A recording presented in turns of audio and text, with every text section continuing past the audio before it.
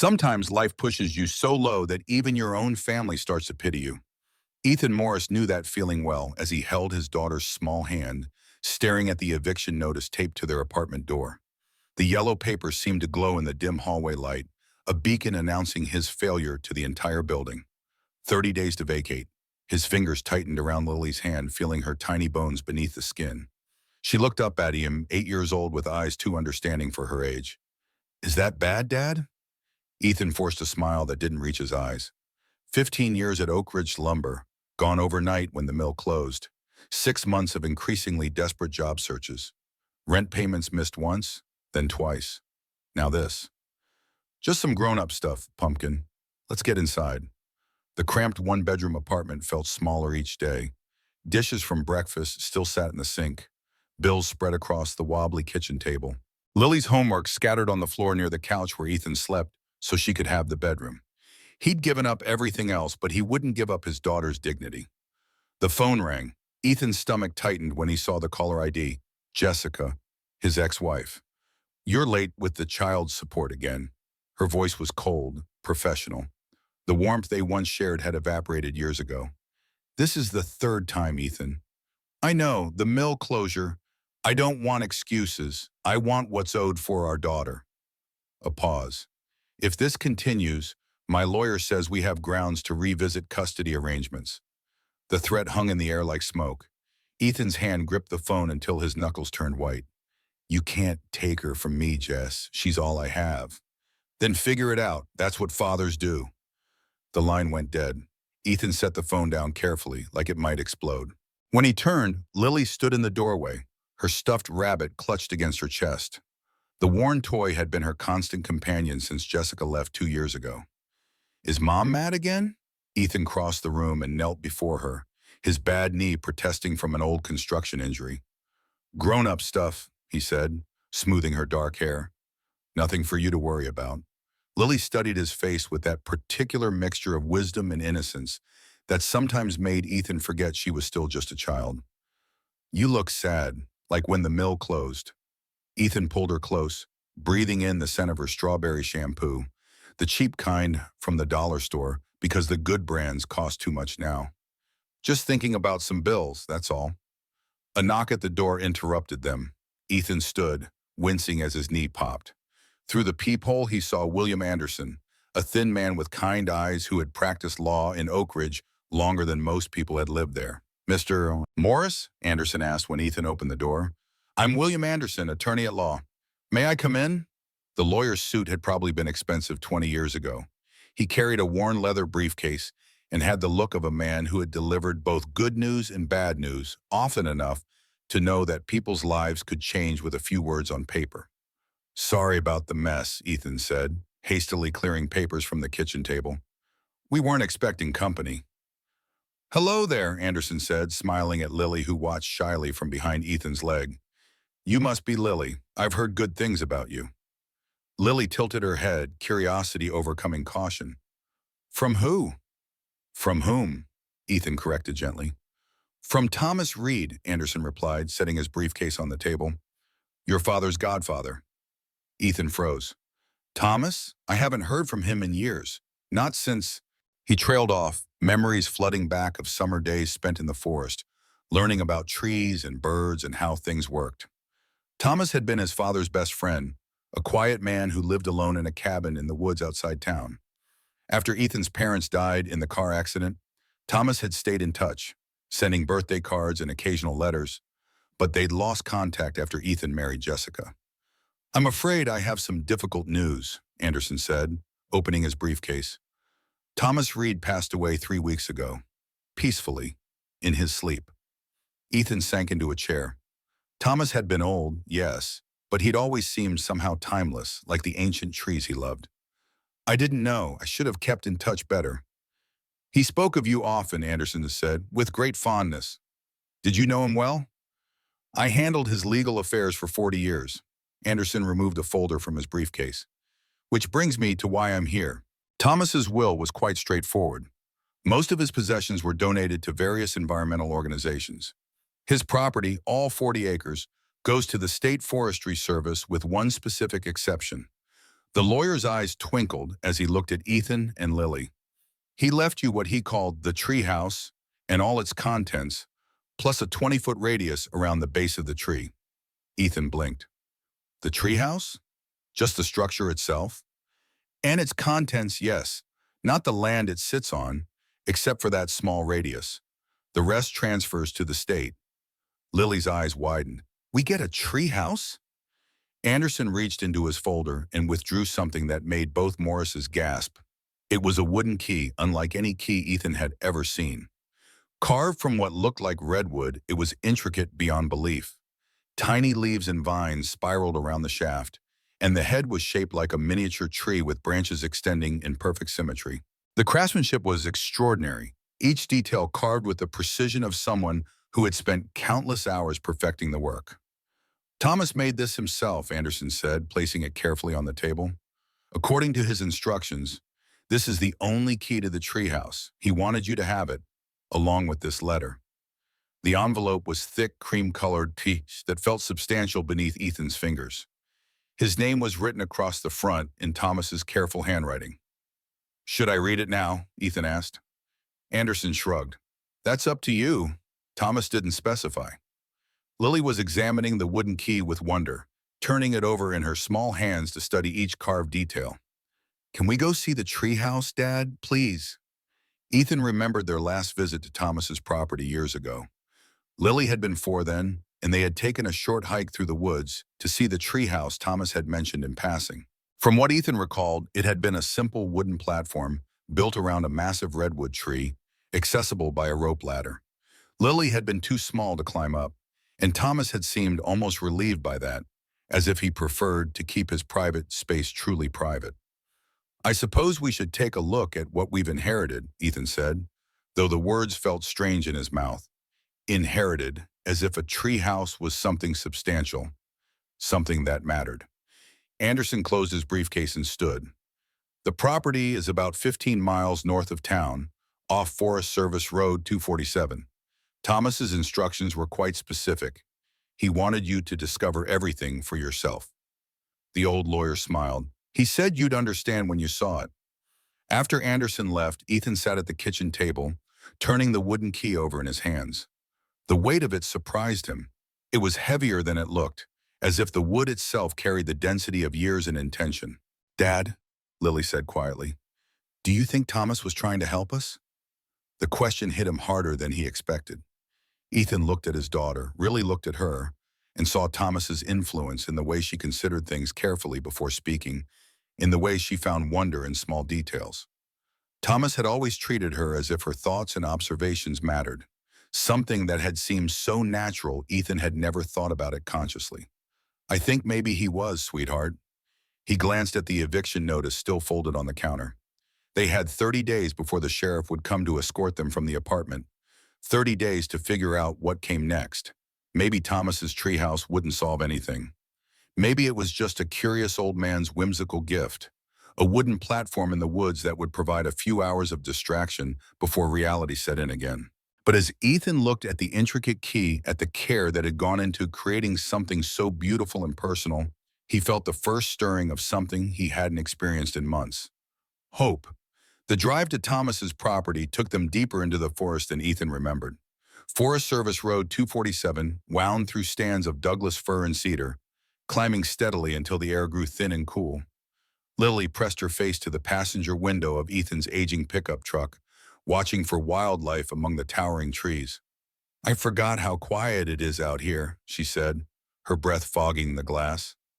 Ethan had forgotten too. The silence felt almost sacred after months of apartment living, where every sound carried through thin walls, and sleep came in fragments between neighbors' arguments and the rumble of traffic on the main road through town. Here, the only sounds were the truck's engine and the whisper of wind through branches hundreds of feet above them. The turnoff to Thomas's property was marked by nothing more than a gap in the trees and tire tracks worn into the forest floor.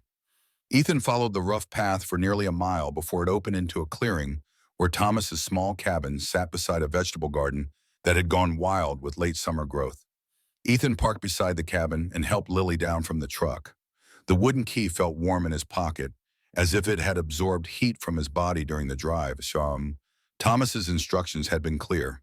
The treehouse was accessible by following the marked trail that began behind the cabin. The trail was well maintained, wider than Ethan had expected, with wooden markers every 100 yards or so, bearing Thomas's careful handwriting. Redwood Grove, 0.3 mm. Observation point, 0.5 mm. Home, 0.8 mm. Home? Ethan found that curious. Thomas had lived in the cabin, not in whatever treehouse he'd built in the woods. "Dad, look!" Lily called from ahead on the trail. She was pointing at something carved into the bark of a massive cedar tree. It was Thomas's signature, along with a date and a small symbol that looked like a stylized tree within a circle. As they walked deeper into the forest, Ethan began to notice more signs of Thomas's presence. Solar panels had been discreetly mounted among the tree branches, their surfaces angled to catch the filtered sunlight that made it through the canopy. A small stream ran parallel to the trail, but instead of crossing it directly, the path followed a wooden boardwalk that elevated walkers above the water without disturbing the natural flow. Thomas really loved this place, Lily observed, running her hand along the smooth railing of the boardwalk. The comment made Ethan think about his godfather in a new way. Thomas had never married, never had children of his own. This forest, this careful preservation and improvement of a wild space, had been his way of nurturing something. Ethan had always assumed Thomas lived simply because he was eccentric or antisocial. Now he began to suspect there had been intention behind every choice. The trail curved around a massive boulder and suddenly opened into a grove of redwood trees that took Ethan's breath away. He had seen redwoods before, but never this close, never in a setting where he could truly appreciate their scale. The trees rose like cathedral columns, their trunks so vast that it would have taken a dozen people holding hands to encircle one. And there, in the center of the grove, was Thomas's treehouse. Ethan stopped walking and stared. This was not the simple wooden platform he remembered from his last visit. What he was looking at defied every assumption he'd made about his godfather's lifestyle and capabilities. The structure was built around and into the largest redwood tree, rising in multiple levels that seemed to grow organically from the trunk itself. Glass panels reflected the filtered sunlight, creating the impression that the treehouse was both solid and translucent. Cedar and steel formed graceful curves that followed the natural lines of the tree, as if the building had grown rather than been constructed. "Oh my," Lily whispered. Ethan walked closer, his neck craning to follow the structure upward. The treehouse rose at least 60 feet into the air, with multiple levels connected by what appeared to be a spiraling walkway that wrapped around the trunk. At the base, a sophisticated entry system awaited them. No rope ladder, but a beautifully crafted door made from the same redwood as the key. The lock was unlike anything Ethan had ever seen. Instead of a traditional keyhole, there was an intricate wooden mechanism that seemed to await Thomas's carved key. Ethan pulled it from his pocket with hands that had begun to shake slightly. "Are you nervous, Dad?" Lily asked. "A little," Ethan admitted. He was beginning to understand that whatever Thomas had built here was far beyond a simple treehouse. The solar panels he'd noticed along the trail were feeding power to something, and the sophisticated entry system suggested technology he hadn't expected. The wooden key slid into the mechanism with a satisfying click. Ethan turned it, expecting to hear the simple tumbler of a standard lock. Instead, the mechanism responded with a series of soft chimes, like wind bells tuned to a perfect harmony. The door swung open silently, revealing an interior that made Ethan's assumptions crumble entirely. The entry level was circular, following the curve of the tree trunk, with windows that provided panoramic views of the forest. But it was the technology that stopped Ethan in his tracks.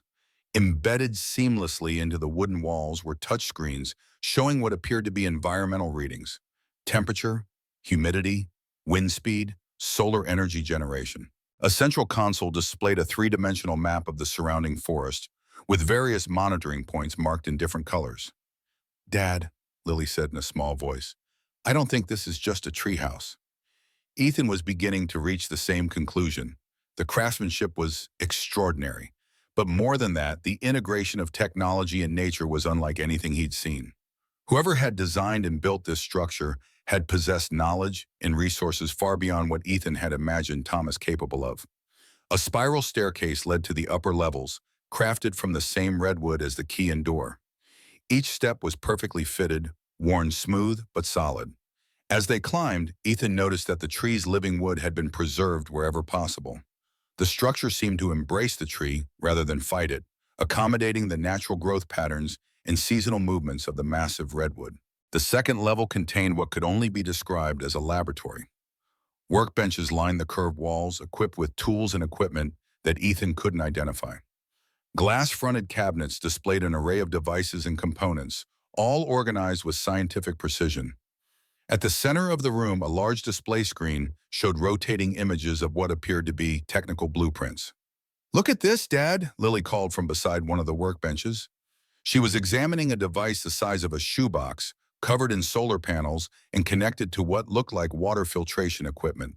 A small placard beside it read, "Portable Water Purification System, Prototype 7. Ethan moved closer to examine the device. The engineering was elegant, with clean lines and an efficiency of design that spoke of countless hours of refinement. This wasn't the work of a hobbyist or eccentric hermit. This was advanced environmental technology, the kind of innovation that companies spent millions of dollars developing. The third level took their breath away entirely. It was clearly Thomas's living space, but unlike any home Ethan had ever seen. The room was circular with floor-to-ceiling windows, providing a 360-degree view of the forest canopy. Furniture was built into the structure itself, a bed that folded into the wall, a kitchen area with appliances that seemed to run entirely on solar power, a sitting area with chairs carved from single pieces of wood. But it was the fourth level that made Ethan understand the true scope of what they had inherited. The top level was an observation deck, open to the sky, but protected by a retractable glass dome. As they emerged onto the platform, Ethan realized they were standing level with the crowns of the surrounding trees, looking out over a forest canopy that stretched to the mountains beyond. The silence was profound, broken only by the whisper of wind through the highest branches. "Dad," Lily said, pointing to a bank of solar panels that crowned the structure, "how much do you think all this cost?" Ethan had been wondering the same thing. The treehouse, no, the research facility, represented an investment that had to be in the hundreds of thousands of dollars, possibly more. The technology alone was worth more than Ethan had made in several years at the lumberyard. "I don't know, sweetheart. A lot." They stood together on the observation deck, father and daughter, trying to process what they had discovered. Ethan felt as if he was seeing his godfather for the first time, understanding that Thomas's simple lifestyle had been a choice rather than a limitation. The man who had seemed content with a small cabin and a vegetable garden had actually been living and working in a technological marvel that most people couldn't have imagined. A soft chime drew their attention to a panel Ethan hadn't noticed before. A message was scrolling across a small screen. "Welcome, Ethan and Lily. Please explore freely. More will be revealed when you're ready." Ethan stared at the message. Thomas had somehow programmed the system to recognize them, to know they would come here together. The realization sent a chill down his spine. "Thomas was really smart, wasn't he?" Lily said. "Smarter than I ever knew," Ethan replied. As they made their way back down through the levels of the treehouse, Ethan's mind raced with questions. How had Thomas built all this without anyone in town knowing? Where had he gotten the money for such sophisticated equipment? And most importantly, why had he left it all to them? The sun was beginning to set by the time they reached the entry level again. Ethan locked the door carefully, the wooden key feeling heavier now that he understood what it had opened. As they walked back down the trail toward the truck, Lily slipped her hand into his. "Dad, are we rich now?" Ethan considered the question. Rich was a relative term, but the treehouse represented more wealth than he'd ever imagined having access to. The technology alone had to be worth a fortune, and the craftsmanship of the structure itself was beyond price. "I think we might be, sweetheart, but we need to understand what Thomas wanted us to do with all this." As they drove back toward town, Ethan's mind was spinning with possibilities and questions. The eviction notice was still taped to their apartment door, but it seemed less threatening now. Whatever Thomas had built in that redwood tree, it was worth far more than Ethan's rent problems. But something about the sophisticated technology and Thomas's secrecy suggested there was more to the story. The message system had indicated that more would be revealed when they were ready. Ready for what? Ethan had the feeling that discovering the treehouse was only the beginning of understanding what Thomas had really left them. Ethan couldn't sleep that night. Every time he closed his eyes, he saw the treehouse rising into the canopy, its glass panels reflecting filtered sunlight, and its technology humming with quiet efficiency. The cramped apartment felt even smaller after spending the afternoon in Thomas's soaring creation, and the sounds of the city, traffic, neighbors, sirens, seemed harsh and intrusive. Beside him, in the small bed they shared, Lily slept peacefully, her dreams apparently untroubled by the magnitude of what they had discovered. Ethan envied her ability to simply accept wonder without immediately calculating its implications. He had spent the evening making lists in his head, questions that needed answers, decisions that needed to be made, responsibilities he wasn't sure he was equipped to handle. By morning, Ethan made a decision. They would return to the tree house, and this time they would explore more systematically. The message on the observation deck had promised that more would be revealed when they were ready. Ethan wasn't sure what being ready meant, but he suspected it had something to do with understanding what Thomas had actually been working on in that forest laboratory.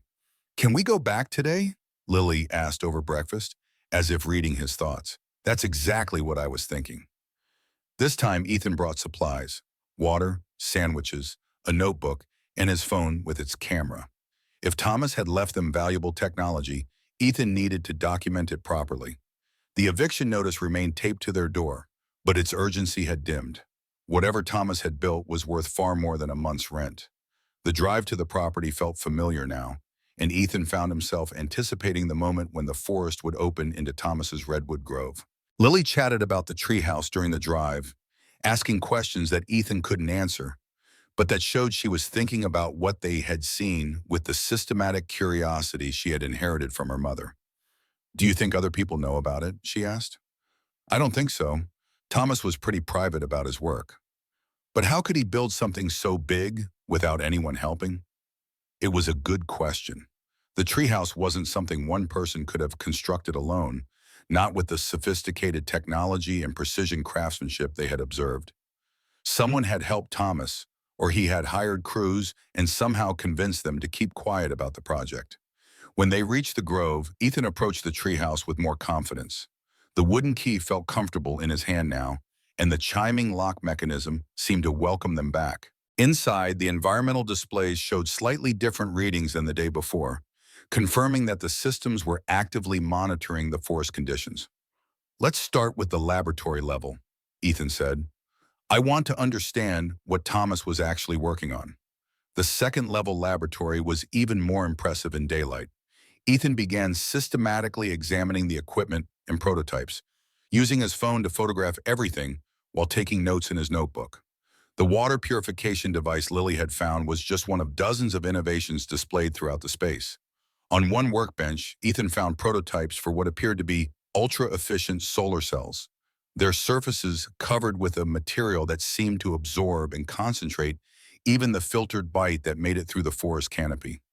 Another bench held components for wind generators designed to operate in the gentle air currents of the forest understory. But it was when Ethan discovered Thomas's filing system that the true scope of his godfather's work became clear. The files were organized in cedar cabinets that matched the treehouse's construction, each drawer labeled with precise handwriting. Ethan pulled open a drawer labeled Water Systems and found himself looking at detailed blueprints for the purification devices, along with technical specifications, test results, and patent applications. Patent applications? Ethan stared at the official documents, trying to process what he was seeing. Thomas hadn't just been tinkering with environmental technology, he had been developing patentable innovations with commercial potential. "Dad, look at this," Lily called from across the laboratory. She was standing beside a large display screen that had activated when she approached. The screen showed a three-dimensional rotating image of what appeared to be a house, but not like any house Ethan had ever seen. The structure seemed to grow from the landscape, its walls curving organically and its surfaces covered with vegetation. Text scrolled beside the image: "Integrated Living System, Prototype Housing for Climate Resilience." Ethan joined Lily at the display. Using touch controls that responded intuitively, he was able to rotate the image and zoom in on different sections of the design. What he saw was breathtaking. A completely self-sufficient dwelling that generated its own power, purified its own water, grew its own food, and integrated so completely with the natural environment that it seemed to disappear into the landscape. This is what Thomas was really working on, Ethan said, his voice filled with wonder. He wasn't just building a treehouse. He was designing the future. Ethan spent the next hour exploring the display system, discovering that it contained dozens of innovative designs. Solar collectors that looked like leaves, wind generators disguised as trees, water systems that mimicked natural stream flow, food production systems that worked with, rather than against, natural ecosystems. Each design was accompanied by detailed engineering specifications, cost projections, and environmental impact assessments. This wasn't the work of an eccentric hermit. It was the research and development program of a visionary environmental engineer. In another filing cabinet, Ethan found Thomas's personal notebooks. The handwriting was familiar, the same careful script he remembered from birthday cards. But the content revealed a mind engaged with complex technical challenges and ambitious goals. The future of human civilization depends on learning to live within natural systems rather than replacing them. One entry read, "We must design communities that enhance rather than degrade the environments that sustain us. The technology exists. What we lack is the wisdom to implement it on a scale that matters." Ethan read entry after entry, each one revealing more of Thomas's vision and dedication. His godfather hadn't been hiding in the woods. He'd been working to save the world. "Lily, come, look at this," Ethan called. She joined him at the notebook, reading over his shoulder with the concentration she brought to all text. "Thomas wanted to help the earth," she said simply.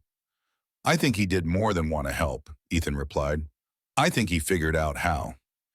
As they continued exploring the laboratory, Ethan began to understand that they had inherited more than a treehouse or even advanced technology. They had inherited a mission. Thomas had spent years, possibly decades, developing solutions to environmental challenges that were becoming more urgent every year.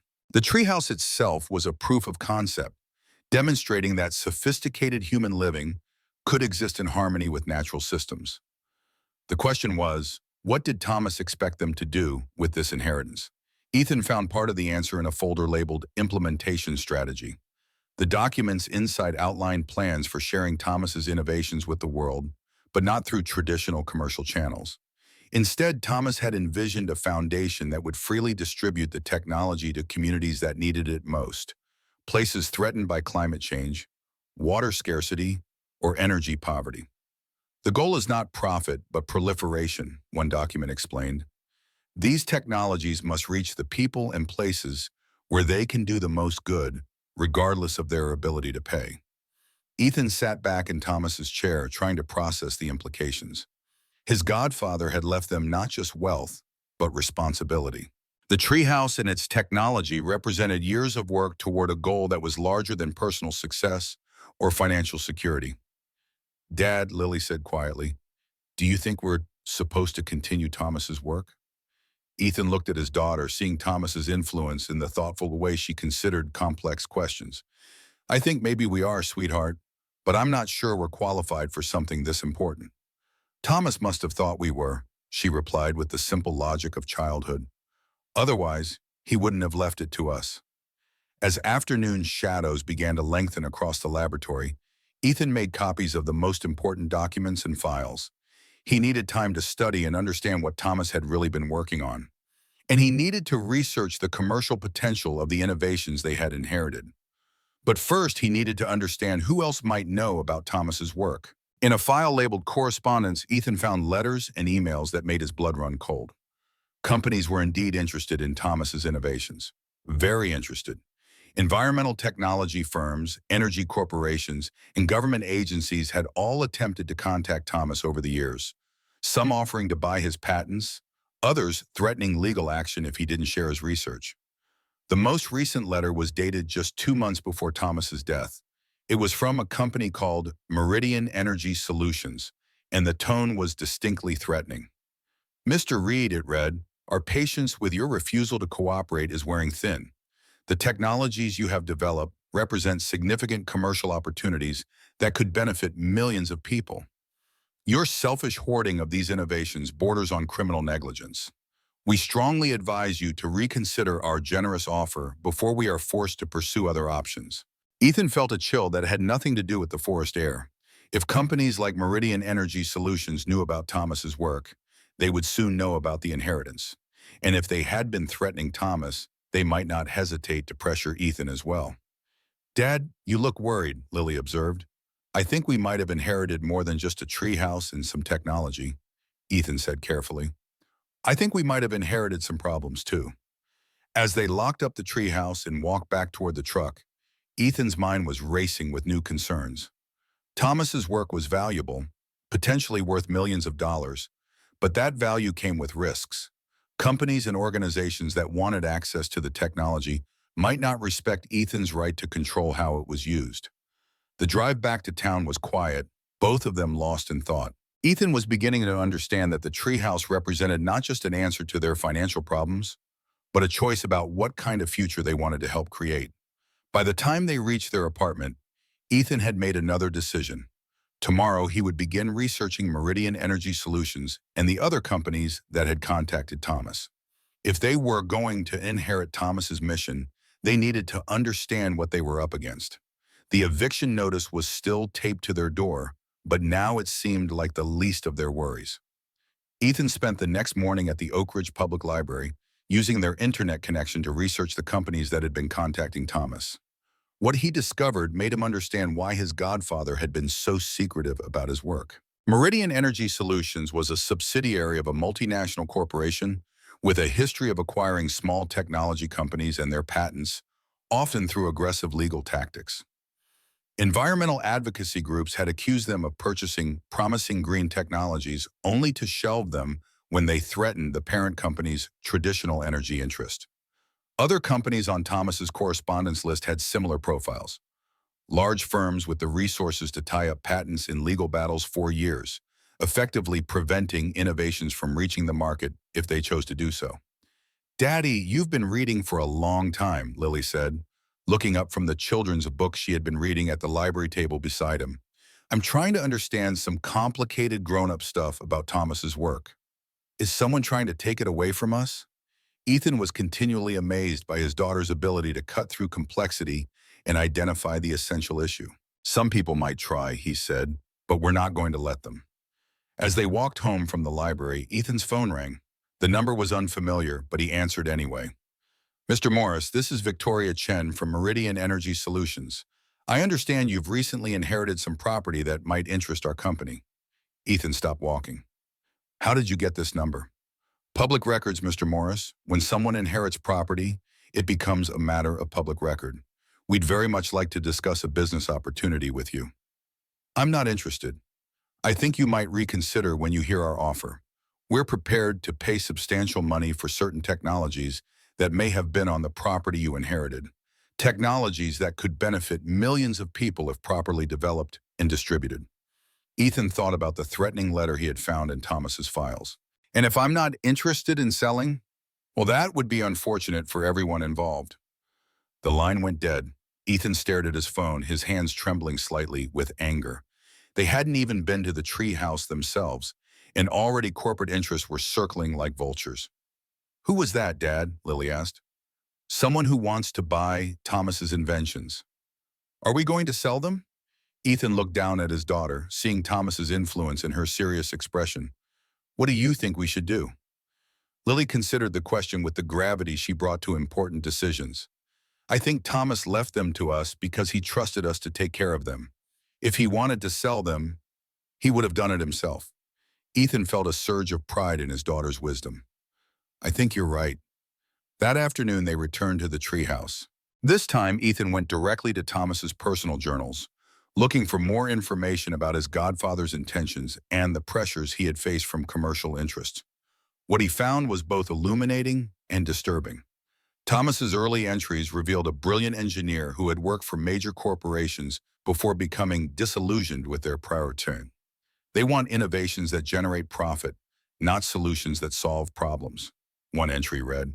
When I developed a water purification system that could provide clean water for refugee camps at a cost of pennies per gallon, they calculated that the profit margins were too low to justify production. Millions of people could have clean water, but the shareholders wouldn't get rich enough, fast enough. Later entries documented Thomas's decision to work independently, developing technologies that could be freely shared rather than locked up by patents and corporate ownership. If I can create solutions that communities can build and maintain themselves using local materials and simple techniques, then no corporation can control who has access to clean water, renewable energy, or sustainable housing. Ethan began to understand that Thomas's isolation hadn't been about avoiding people. It had been about avoiding corporate pressure to commercialize his work in ways that would limit its benefit to humanity. "Dad, look at this," Lily called from across the laboratory. She was examining a thick folder labeled Letters to Ethan. Inside were dozens of letters addressed to him, organized by date, the earliest from more than 5 years ago. Ethan opened the first letter with hands that had begun to shake. "Dear Ethan," it began in Thomas's familiar handwriting.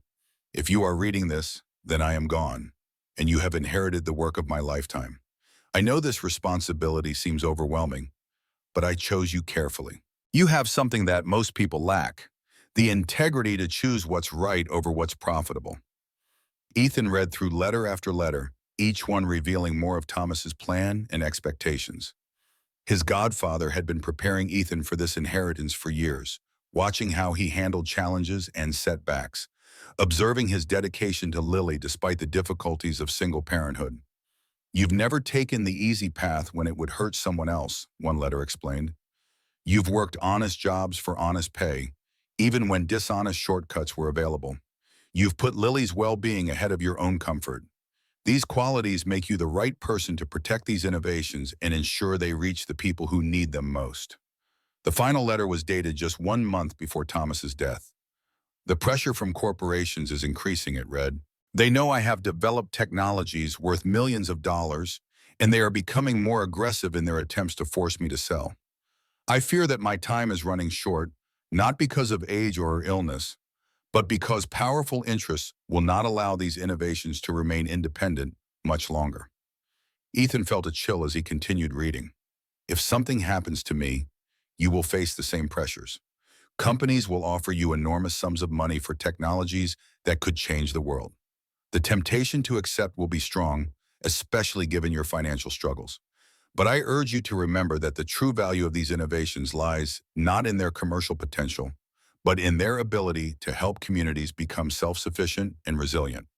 The letter concluded with specific instructions. "Take time to understand the technologies before making any decisions. Learn how they work, who could benefit from them, and what would happen if they were controlled by corporations instead of communities. Only then will you be able to make choices that honor the work and the people it was meant to serve."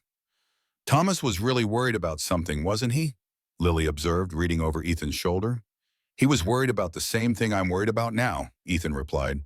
"People who want to control his inventions instead of sharing them." As afternoon turned to evening, Ethan explored more of Thomas's documentation, finding detailed plans for sharing the technologies with communities around the world. Thomas had identified specific regions affected by water scarcity, energy poverty, and climate change, where his innovations could make immediate differences in people's lives. But he had also documented the obstacles to implementation: patent laws that could be used to prevent communities from building the technologies themselves, corporate interests that preferred profitable complexity over simple solutions, and government regulations that could be manipulated to protect established industries. "It's like a game," Ethan said, speaking his thoughts aloud. "But the stakes are whether people have clean water and renewable energy." "It doesn't sound like a very fun game," Lily replied. Ethan's phone rang again. This time it was a different number, but when he answered, he recognized Victoria Chen's voice. "Mr. Morris, I hope you've had time to consider our conversation. We're prepared to make you a very generous offer for any environmental technologies that might be on your inherited property." "I told you I'm not interested." "That's unfortunate, because we have reason to believe you've inherited technologies developed by Thomas Reed. Those technologies represent intellectual property that may rightfully belong to our company. Ethan felt his anger flare. Those technologies belong to me. Thomas left them to me legally. Legal ownership can be complex, Mr. Morris. Patents can be challenged. Technologies can be claimed by prior inventors. We would prefer to handle this as a business transaction rather than a legal dispute. Are you threatening me? I'm informing you of the realities of intellectual property law. We strongly encourage you to accept our offer before the situation becomes more complicated. This time, Ethan hung up before Chen could continue. His hands were shaking with anger and something that might have been fear. Dad, are you okay? Lily asked. Ethan looked at his daughter, then at the laboratory around them, filled with Thomas's life work. I'm okay, sweetheart, but I think we need to learn more about what Thomas built and why it's so important. As they locked up at the treehouse and walked back toward the truck, Ethan made a decision. He would spend the next few days studying Thomas's technologies and plans until he understood them well enough to make informed choices about their future. But first, he needed to find someone who could help them protect what they had inherited from people who wanted to control it. The eviction notice was waiting for them when they returned to the apartment, but Ethan barely glanced at it. They had bigger challenges now and potentially greater opportunities. Thomas had trusted them with his life's work. Ethan was determined to prove worthy of that trust. The next morning, Ethan made an important call. The name had appeared repeatedly in Thomas's journals. Dr. Maya Rodriguez, a professor of environmental engineering at Pacific Northwest University. According to Thomas's notes, she was one of the few academics who understood and supported his vision of freely available, sustainable technology. To Ethan's surprise, Dr. Rodriguez agreed to meet him that same day. She sounded cautious but interested when he mentioned Thomas's name and the inheritance. Bring your daughter, she said before hanging up. Thomas spoke of her often. The university campus was a 2-hour drive away. As they walked through the tree-lined paths, Lily's eyes widened at the imposing buildings and bustling students. Dr. Rodriguez's office was in the Environmental Sciences Building, a modern structure with living walls of plants and water features that recycled rainwater. Dr. Rodriguez wasn't what Ethan had expected. He had imagined an older woman, perhaps Thomas's age, but the professor who greeted them was in her early 40s, with bright eyes and an energy that filled the small office. Her desk was cluttered with models of sustainable buildings and diagrams of water systems, similar to those Ethan had seen in the treehouse. So, you're Thomas's godson, she said, studying Ethan intensely. He described you as the most honest man I know. That's high praise coming from Thomas Reed. Her gaze shifted to Lily. And you must be the young naturalist. Thomas said you could identify more bird species at 6 than most of his graduate students. Lily blushed but stood a little straighter. Thomas left us his treehouse, Ethan explained, but it's much more than that. It's some kind of research facility with advanced environmental technology. Dr. Rodriguez nodded, her expression growing serious. The Harmony Project, that's what he called it. A complete system for human communities to live in balance with natural ecosystems. She paused. Thomas and I corresponded for years about sustainable technology development. He shared some of his innovations with our research group, and we've been working to implement them in developing communities around the world. Ethan felt a surge of hope. So you knew Thomas well? We never met in person, Dr. Rodriguez said, surprising him. Thomas was cautious about direct connections. We collaborated extensively through email and video calls. He was brilliant, but also deeply concerned about keeping his work away from corporate interests that would limit its beneficial impact. She stood and walked to a wall map covered with colored pins. These are communities where Thomas's technologies are already being implemented. Water purification systems in drought-prone regions of Africa, solar installations in remote villages in Southeast Asia, sustainable housing in areas hit by climate disasters in Central America. Ethan stared at the map, stunned by the scale of implementation. I had no idea his work had spread so far. Most people don't, Dr. Rodriguez said. That was deliberate. Thomas believed that if his innovations became too visible too quickly, corporate interests would find ways to control or suppress them. Like Meridian Energy Solutions? Ethan asked. Dr. Rodriguez's expression darkened. They've contacted you already, haven't they? They work fast. She sat back down, her fingers drumming on the desk. Meridian is just the public face. Behind them is Global Resource Innovations, one of the largest energy conglomerates in the world. They've been trying to acquire Thomas's technologies for years, first with money, then with legal threats. They implied they might have a legal claim to his work. Classic intimidation tactics. Thomas was meticulous about protecting his intellectual property. He structured his patents using a combination of open-source licensing and community ownership models specifically designed to prevent corporate appropriation. So they can't just take the technologies. Not legally, no. But companies like GRI don't always play by the rules. They have resources you can't imagine, and they view Thomas's work as an existential threat to their business model. Ethan frowned. It's just environmental technology. Why would they see it as a threat? Dr. Rodriguez leaned forward, her eyes intense. Because Thomas didn't just create individual innovations. He developed an integrated system that could make communities completely self-sufficient. Imagine what happens to traditional energy utilities if neighborhoods can generate all their own power. What happens to water companies if communities can purify and recycle their own water? What happens to industrial agriculture if people can grow food efficiently in their own communities? The implications were staggering. They'd become obsolete. Exactly. Thomas's technologies threaten entire industries worth hundreds of billions of dollars. That's why they want to control them. Not to implement them, but to ensure they never reach widespread adoption. Lily, who had been quietly listening, spoke up. But that's not fair. People need clean water and energy. Smiled sadly at her. You're right, it's not fair. But business isn't about fairness. It's about profit. Ethan ran a hand through his hair, feeling the weight of what they were facing. What should we do? I'm just a laid-off lumberjack. I don't know how to fight multinational corporations. You don't have to fight alone, Dr. Rodriguez said. Thomas was part of a network, researchers, environmental organizations, community development groups. We've been working together for years to implement sustainable technologies despite corporate opposition. She pulled a flash drive from her desk drawer and handed it to Ethan.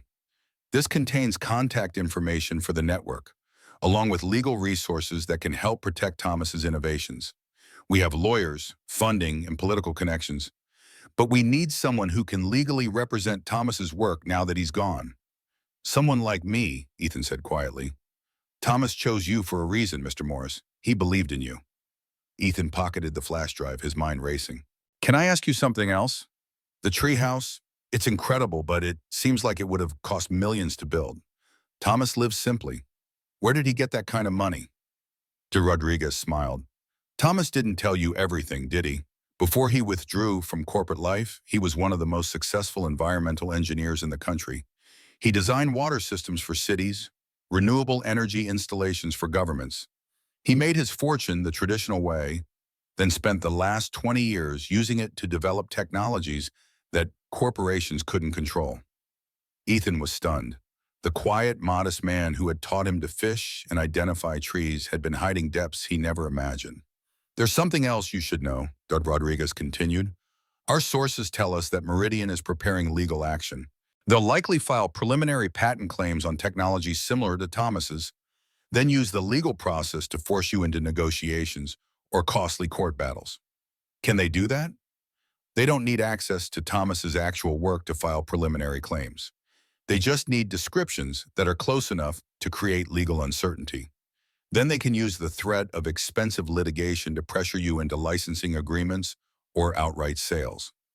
Thomas anticipated this, she added. He documented everything meticulously, specifically to defend against patent trolling. But you'll need legal representation to fight it, and that costs money you probably don't have. What do you suggest? Accept help. The network has lawyers, funding, and political connections, but you'll need to be public about Thomas's work and your intentions for continuing it. Transparency is our best protection. As they left Dr. Rodriguez's office, Ethan felt both overwhelmed and oddly reassured. They weren't alone in this fight. Thomas had built more than technological innovations.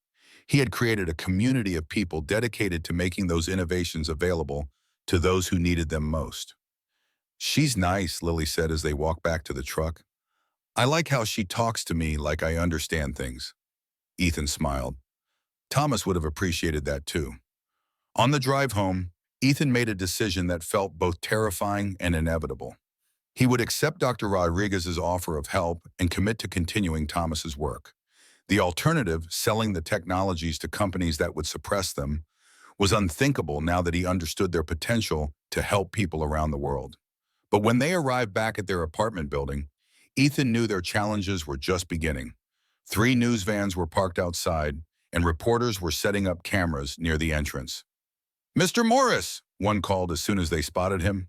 "Is it true you've inherited a multi-million-dollar research facility? Can you tell us about the environmental technologies developed by Thomas Reed?" Ethan pulled Lily closer, shielding her from the cameras. "How did they find out so quickly?" he whispered. "Dad, what's happening?" Lily asked, her voice small with anxiety. "Someone told the news about Thomas's treehouse," Ethan replied, his mind racing.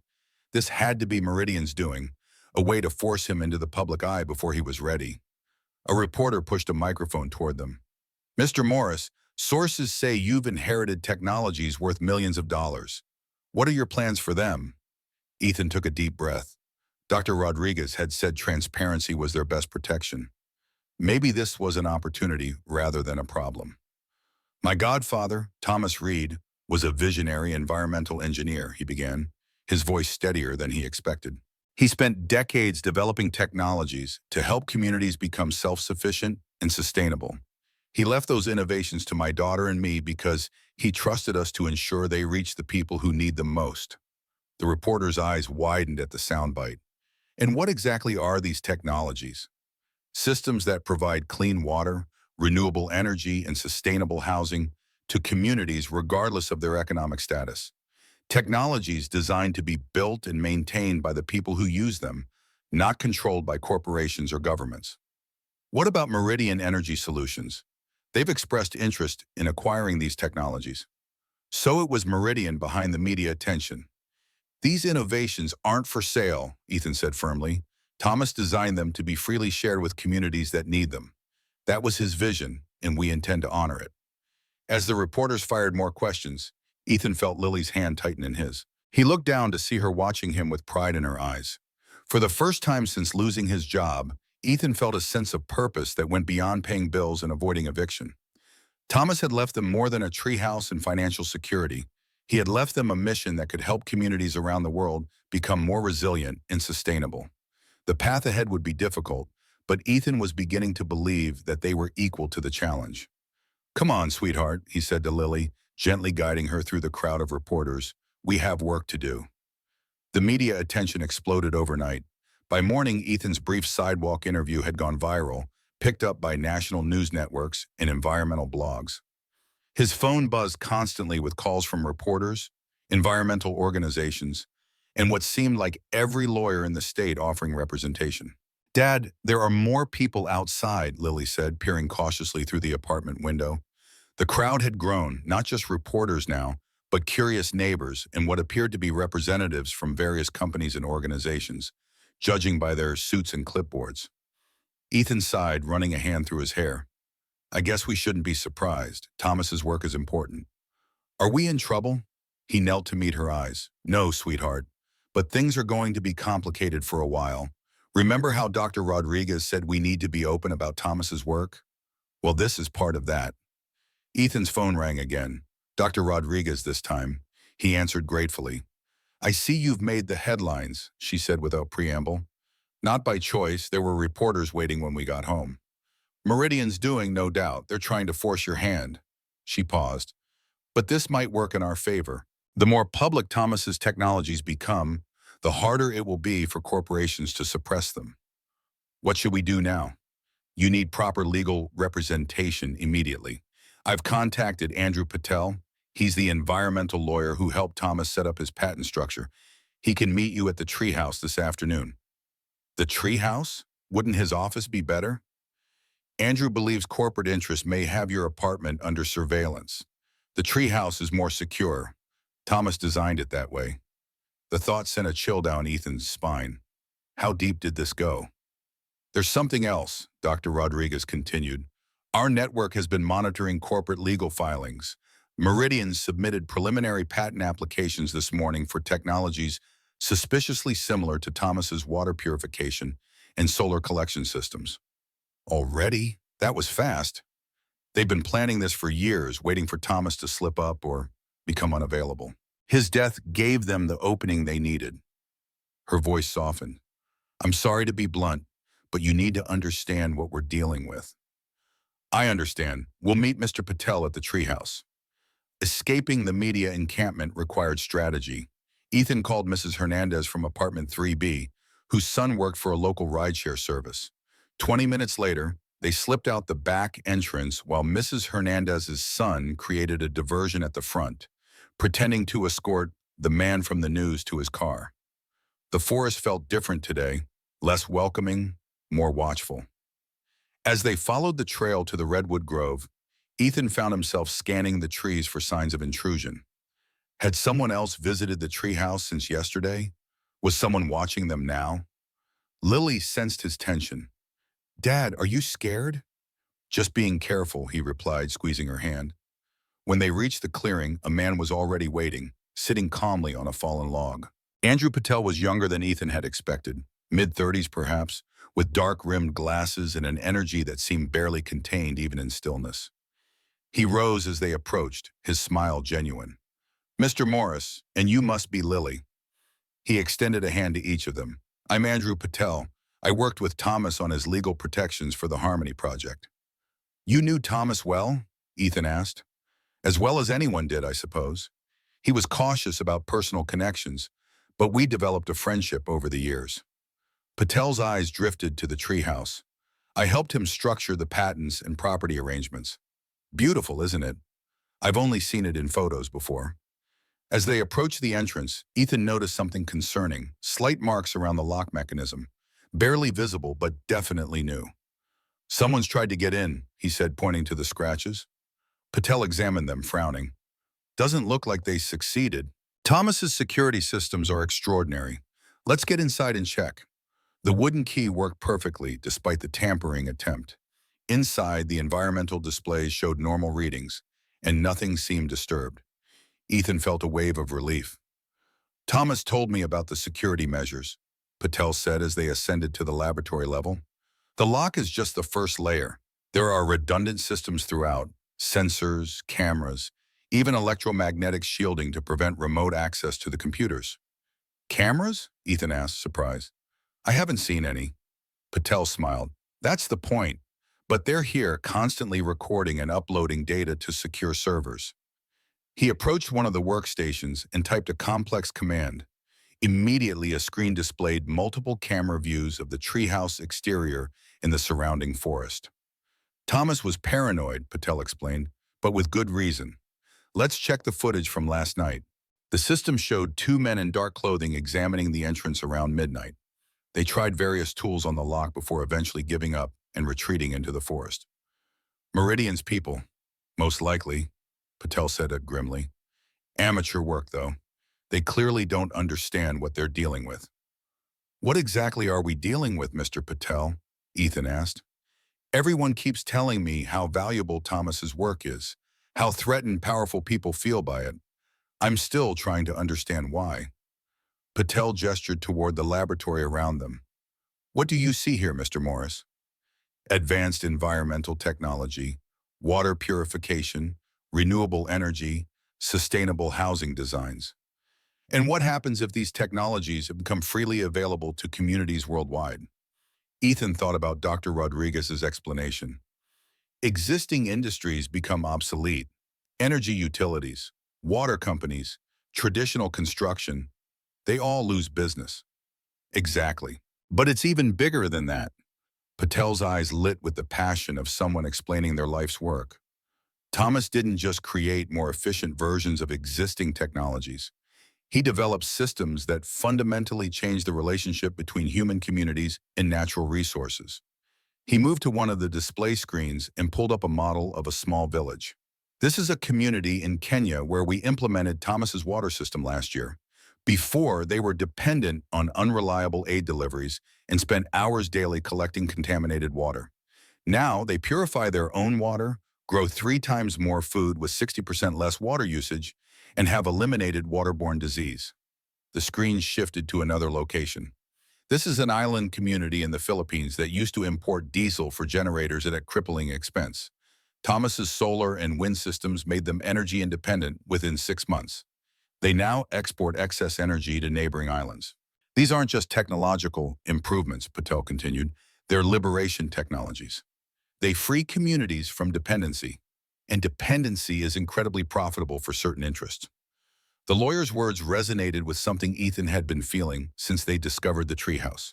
That Thomas's work represented not just innovation, but a fundamentally different way of thinking about human needs and environmental systems. So what do we do now? Ethan asked. Dr. Rodriguez said Meridian has already filed patent claims. They have, Patel confirmed, pulling papers from his briefcase. Preliminary applications on technologies suspiciously similar to Thomas's water and solar systems. It's a classic corporate tactic. File broad claims that might overlap with independent innovations, then use the threat of expensive litigation to force capitulation. Can they win? Not on the legal merits, no. Thomas documented everything meticulously, with clear evidence of original development. But they don't need to win in court. They just need to drain your resources and resolve through years of litigation. I don't have resources for even a month of legal battles, Ethan admitted. That's where the network comes in, Patel said.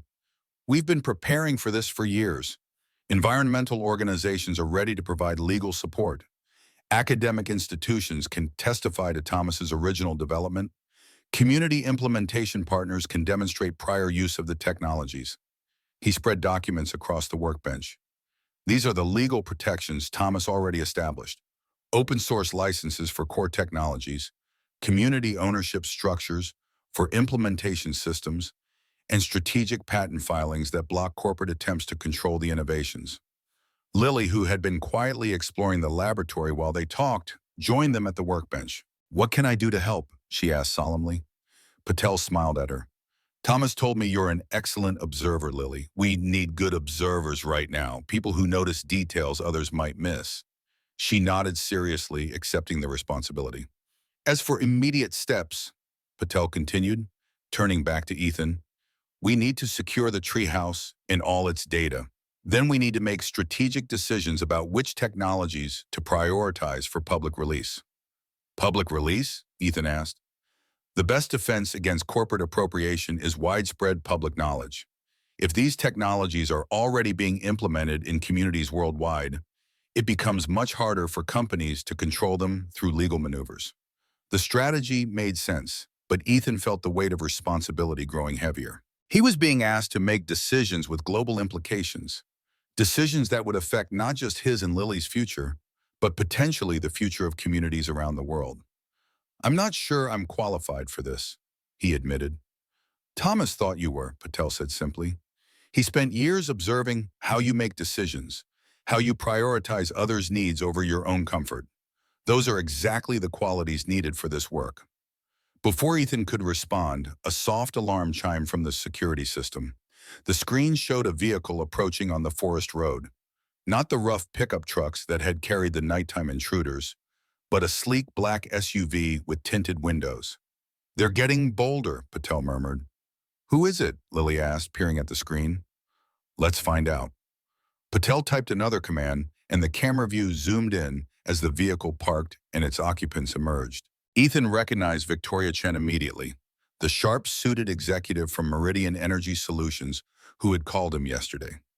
She was accompanied by 2 men in suits and another in more casual attire who carried what looked like scientific equipment. "They're coming to the treehouse," Lily said, her voice tight with worry. "They won't get in," Patel assured her. "But this is concerning. They're bringing technical specialists, probably hoping to gather data on the technologies from outside if they can't gain entry." "What should we do?" Ethan asked. "We have 2 options," Patel replied. "Avoid confrontation by staying quiet until they leave, or face them directly and establish boundaries." "What would Thomas have done?" Patel considered this. "Thomas would have avoided direct contact. But your situation is different. You've already gone public. Establishing clear boundaries now might be beneficial." Ethan thought about it. Hiding seemed cowardly, and this was their property, Thomas's legacy. We'll meet them, he decided, but Lily stays inside where it's safe. Lily started to protest but stopped when she saw the determination in her father's eyes. I'll watch from the security cameras, she compromised. They descended to the entry level, and Ethan stepped outside just as Victoria Chen and her team reached the clearing. She stopped short, momentarily surprised to find him waiting. Mr. Morris, she recovered quickly. What a coincidence. We were just admiring the remarkable structure your godfather built. It's not a coincidence, Ms. Chen, Ethan replied calmly. Your company's representatives already tried to break in last night. The entire property is monitored. Chen's expression flickered briefly before settling back into professional composure. I can assure you Meridian Energy Solutions would never engage in illegal activities. Well, and then why are you here, unannounced, on private property? We had hoped to discuss our offer in a more direct setting. Her smile was practiced, perfect. As I mentioned on the phone, we're prepared to make a very generous proposal for the technologies developed by Thomas Reed. And as I told you then, they're not for sale. Chen gestured to the man with the equipment. This is Dr. Alan Reeves, our chief environmental scientist. He's very familiar with Mr. Reed's work and can explain the benefits of proper commercial development. The scientist stepped forward. Mr. Morris, I understand your emotional attachment to your godfather's work, but these technologies need sophisticated manufacturing facilities and distribution networks to reach their full potential. Meridian can provide that infrastructure. Interesting, Patel interjected, stepping forward. I'm Andrew Patel, Mr. Morris's attorney. I'm curious about your familiarity with Mr. Reed's work, given his careful protection of his intellectual property. Reeves hesitated. We've studied similar technologies and can extrapolate. So you haven't actually seen the specific innovations, Patel pressed. Yet Meridian has already filed preliminary patent applications on water purification and solar collection systems remarkably similar to Mr. Reed's designs. How is that possible without access to his work? Chen's expression hardened. Our legal position is sound, Mr. Patel. Meridian has been developing environmental technologies for decades. Then you shouldn't need Mr. Reed's innovations, Ethan said. We're offering you an opportunity, Mr. Morris, Chen's tone cooled. $20 million for all technologies and associated patent rights. That's life-changing money for someone in your position. The sum was staggering, more money than Ethan could imagine. For a moment, he felt the weight of his financial struggles. The eviction notice, Jessica's threats about custody. Years of struggling, paycheck to paycheck. $20 million would solve everything. Except it wouldn't. It would betray Thomas's vision and potentially condemn communities around the world to continued dependency on corporations like Meridian. The technologies aren't mine to sell, Ethan said finally. Thomas left them in trust for the communities they were designed to help. I'm just the steward. Chen's professional mask slipped, revealing momentary frustration. You're making a mistake, Mr. Morris. These matters can become extremely complicated for individuals without corporate resources. Is that a threat, Ms. Chen? It's a reality of how the world works. She handed him a business card. When you reconsider, and you will, call this number directly. The offer has a time limit. As they turned to leave, Chen paused. By the way, I understand you're facing eviction from your apartment. Such a shame, especially with a young daughter to consider. Courts often look at housing stability when evaluating custody arrangements. The veiled threat sent a chill through Ethan. How did she know about his custody concerns? When they were gone, Patel placed a reassuring hand on Ethan's shoulder. You did well. Very well. They've been investigating me, Ethan said quietly. They know about the eviction, probably about Jessica's custody threats too. Standard corporate intimidation tactics, Patel confirmed. They're trying to find pressure points. Ethan ran a hand through his hair. $20 million, Andrew. That's hard to walk away from. It is, Patel agreed. But consider what Thomas created here. The total value of these technologies, properly implemented worldwide, is in the billions. More importantly, they represent freedom from dependency for millions of people. What's that worth? Back inside, Lily was waiting anxiously. Did the bad people leave? They're not exactly bad people, sweetie, Ethan explained, lifting her up. They just have different ideas about how Thomas's invention should be used. They want to keep them for themselves instead of sharing, Lily said with the directness of childhood. That is bad. Ethan exchanged glances with Patel. Out of the mouths of babes, the lawyer murmured. They spent the next several hours developing a strategy. Patel laid out the legal landscape while Ethan tried to absorb the complexities of patent law, corporate litigation tactics, and media management. It was overwhelming, but Ethan found himself drawing on unexpected resources. Years of managing lumber crews, navigating the politics of small-town employment, problem-solving with limited resources. We need to secure your living situation first, Patel said. The eviction notice gives Meridian leverage they shouldn't have. I can't pay the back rent, Ethan admitted, and I don't want to sell any of Thomas's technology to raise quick cash. You don't need to, Patel replied. Thomas left provisions for this. There's an account set aside for your living expenses while you transition into your role as steward of the Harmony Project. He thought of everything, didn't he? He had years to plan, Patel said. The account contains enough to clear your debts and secure stable housing for you and Lily. Thomas suggested you consider moving to the cabin permanently. It would be more secure and allow you to work directly with the treehouse technologies. Ethan looked at Lily, who was carefully examining one of Thomas's notebooks. What do you think, sweetheart? Would you like to live in Thomas's cabin in the forest? She looked up, her eyes bright with excitement. With the treehouse? Yes. It would mean changing schools, Ethan cautioned, and being farther from your friends. Lily considered this seriously. But we'd be helping people with Thomas's inventions. That's more important than being close to the mall.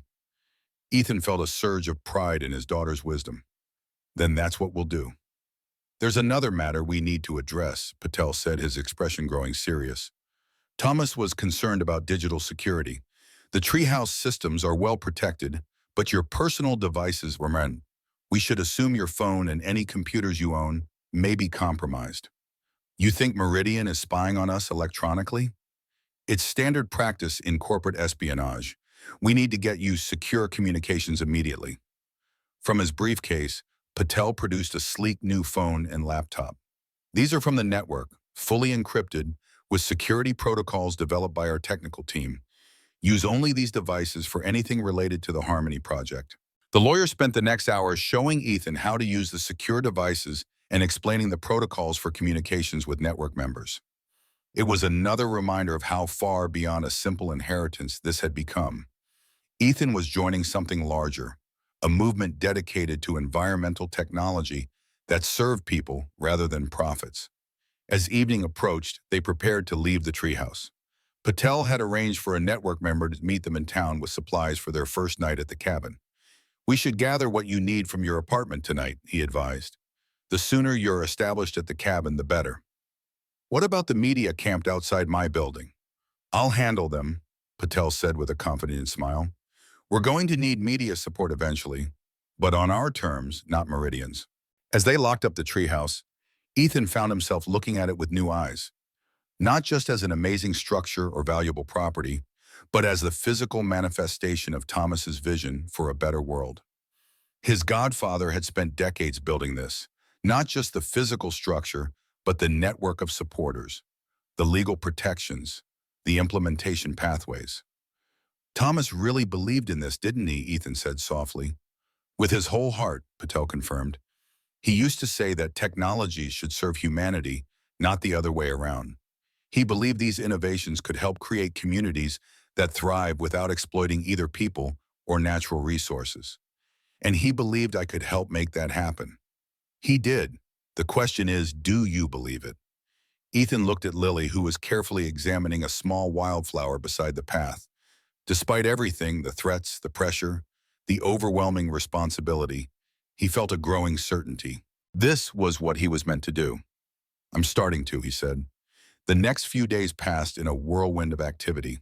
True to his word, Patel handled the media brilliantly, giving a brief statement that acknowledged the inheritance while emphasizing the family's need for privacy during their transition. He also arranged for Ethan's back rent to be paid and the eviction notice rescinded, though that had become moot with their decision to move to the cabin. Moving required minimal effort. They had few possessions worth taking from the cramped apartment. What mattered were Lily's favorite books, her stuffed rabbit, and the photo albums containing pictures of her mother before the divorce. Everything else was replaceable. The cabin proved more comfortable than Ethan had expected. Though small and rustic from the outside, Thomas had modernized the interior with efficient appliances, comfortable furniture, and high-speed satellite internet connected to the same secure network as the treehouse systems.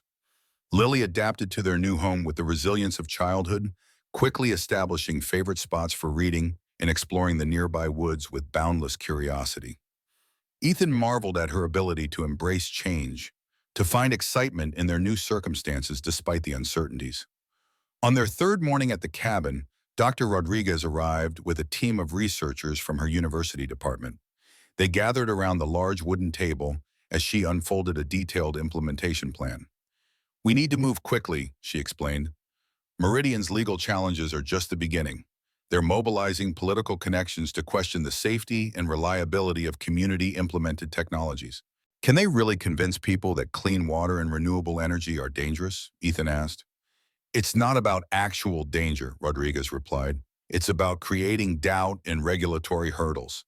They'll argue that technologies this powerful should only be implemented by qualified professionals, meaning corporations they control." One of the younger researchers, a woman named Layla Chaudhry, spread out technical diagrams. "We've identified 3 technologies that should be prioritized for immediate public release: the basic water purification system, the solar collection panels, and the modular housing design. These meet the most urgent needs and are simplest for communities to implement independently." "What about the more advanced systems?" Ethan asked. "Those need more development before widespread release," Rodriguez explained. Thomas was still refining the integrated ecosystem management systems and the climate adaptive architecture. Patel, who had arrived with a team of environmental lawyers, joined the conversation. "From a legal perspective, we need to establish these technologies in public use as quickly as possible. The more communities implementing them independently, the harder it becomes for corporate interests to control them through legal channels."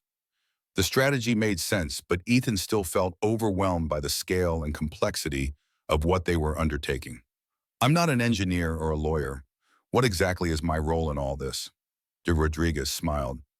"You're the connector, Ethan, the human face of the Harmony Project.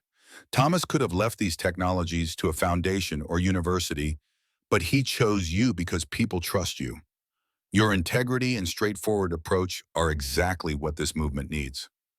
Thomas believed that technology without humanity is meaningless. Patel added, "You bring the humanity to this project." As the meeting continued, they developed a comprehensive plan for the coming weeks: which technologies to release first, which communities to prioritize for implementation, how to counter the legal and media challenges that would inevitably come from Meridian and other corporate interests. Lily, who had been quietly drawing at the far end of the table, suddenly spoke up. "What about the schools?" The adults turned to her, surprised by the interruption. "What do you mean, sweetie?" Ethan asked. "If kids learned about Thomas's inventions in school, everyone would know about them. Then the bad companies couldn't keep them secret." The room fell silent as the adults processed the simple wisdom of her suggestion. "Educational outreach," Dr. Rodriguez said slowly. "Of course, we've been thinking about this as a top-down implementation, but it could be bottom-up too. If we develop educational materials about sustainable technology for schools, we create grassroots awareness and demand." Layla was already taking notes. "We could create kits for science classes, simplified versions of the water purification system that students could build themselves, connect with environmental science teachers nationwide, and design competitions for high school and college students," another researcher suggested. "Challenge them to adapt Thomas's basic designs for local conditions." The energy in the room shifted, a new excitement building as they expanded their strategy to include Lily's insight. Ethan felt a surge of pride in his daughter, who beamed at the impact of her suggestion. "That's brilliant thinking, Lily," Patel said sincerely. "You've just opened a whole new pathway for the Harmony Project." As the meeting continued, Ethan found himself thinking about Thomas's letters, the careful observation of Ethan's character, the deliberate choice to entrust him with this responsibility. His godfather had seen something in him that Ethan himself hadn't recognized. A capacity for leadership, for standing firm under pressure, for making decisions based on principles rather than expediency. By evening, the cabin was quiet again, the various teams having departed with clear assignments and timelines. Ethan sat on the porch watching the sunset filter through the trees while Lily arranged pine cones she had collected into intricate patterns on the railing. "Dad," she said without looking up from her work, "are we going to win?" The question caught him off guard. "Win what, sweetheart?" "The fight with the companies that want to take Thomas's inventions." Ethan considered his answer carefully. "I don't think it's exactly about winning or losing. It's about making sure Thomas's work helps as many people as possible." Lily nodded, accepting this reframing. "Then are we going to help lots of people?" "I think we are," Ethan said, surprised by the conviction in his voice. "It won't be easy and there will be setbacks, but yes, I believe we're going to help lots of people." She smiled, satisfied with his answer, and returned to her pinecone arrangement. Ethan marveled at her resilience and wisdom. In many ways, she was handling this massive disruption to their lives better than he was. Later that night, after Lily was asleep, Ethan sat at Thomas's old desk in the cabin, reading through more of his godfather's journals. The early entries revealed a brilliant mind grappling with complex technical challenges. But as the years progressed, Thomas had increasingly focused on the human dimension of his work. "Technology without compassion is just another form of power," one entry read, "and power always corrupts eventually. What matters is creating systems that empower rather than control, that liberate rather than constrain." Another entry, dated just 6 months before Thomas's death, struck Ethan particularly deeply. "I've come to believe that the most important quality in those who work with these technologies is not technical brilliance but moral clarity. The ability to see clearly what serves humanity and what merely serves power." Ethan has this clarity. I've watched him make difficult choices, sacrificing his own comfort for his daughter's well-being, choosing honesty over expediency even when it cost him. These are the qualities needed to shepherd the Harmony Project through its most vulnerable phase. Ethan closed the journal feeling both humbled and strengthened by Thomas's faith in him. His godfather had seen potential in him that Ethan himself had doubted, a capacity for leadership, for standing firm under pressure, for making decisions based on principles rather than expediency. The next morning brought a new challenge. Jessica called, her voice tight with controlled anger. "Why haven't you been answering my calls? And why did I have to find out from the news that you've inherited some kind of environmental research facility?" Ethan winced. In the whirlwind of the past few days, he hadn't thought to update his ex-wife about their changed circumstances. "I'm sorry, Jess. Things have been moving fast. Fast enough that you moved our daughter to a cabin in the woods without discussing it with me? The custody agreement requires consultation about any change in Lily's living arrangements." She was right, of course. In the rush to secure the treehouse and escape the media attention, he had overlooked a critical legal obligation. "You're right. I should have called you first. It's just..." "Save it, Ethan. My lawyer will be contacting you. I'm filing for an emergency review of our custody arrangement based on this sudden change in circumstances." Ethan's heart sank. "Jess, please. This inheritance is a good thing. Lily has more stability now, not less." Stability? Living in an isolated cabin miles from town? Away from her school and friends? With you suddenly involved in some corporate legal battle? That doesn't sound stable to me. After she hung up, Ethan sat heavily at the kitchen table, his head in his hands. Just when things were looking up, this new threat emerged, potentially the most serious of all. Losing custody of Lily would be devastating, not just personally, but for the Harmony Project. Thomas had chosen both of them, not just Ethan. Lily's insight and perspective were already proving valuable. When Patel arrived later that morning for their scheduled meeting, Ethan immediately explained the situation. "This is concerning," the lawyer admitted, "but not unexpected. Corporate interests often pressure family members in situations like this." "You think Meridian got to Jessica?" "It's possible. Have her circumstances changed recently? New job, financial improvements?" Ethan thought about it. "I don't know. We don't talk much except about Lily and child support." Patel made a note by Nirata. "I'll have someone look into it discreetly. In the meantime, we need to prepare for the custody hearing. We'll document the educational opportunities for Lily here, the safety of the living arrangements, the financial stability the inheritance provides. Will that be enough? Family court judges consider the child's best interests above all. We'll emphasize how involved and engaged Lily is with the Harmony Project, how it's providing educational enrichment beyond what she would get in a conventional school setting. Ethan nodded, trying to quell his anxiety. There's something else bothering me. Jessica mentioned corporate legal battles specifically, almost the exact phrasing Meridian uses. It seems too coincidental. Document everything she says, Patel advised. If there is corporate influence, we may be able to use that in court. The meeting shifted to their implementation strategy. Dr. Rodriguez, joined by secure video call, reporting progress with the educational outreach Lily had suggested. We've already had enthusiastic responses from science teachers in 17 states, she reported. They're excited about the curriculum modules based on Thomas's water purification system. The simplicity of the design makes it perfect for classroom application. What about the community implementations? Ethan asked. The first field tests begin next week in drought-affected communities in Arizona and New Mexico. We're working with tribal governments who have existing relationships with our network. They've agreed to document the entire process for use in countering any safety concerns Meridian might raise. The strategy was coming together, but Ethan's still worried about the custody threat. That evening, as he helped Lily with her science project, a small-scale version of Thomas's water filter designed for her new homeschool curriculum, he tried to gauge her feelings about their new situation. Do you miss your old school lily pad? She considered the question while carefully arranging filtration layers in a clear tube.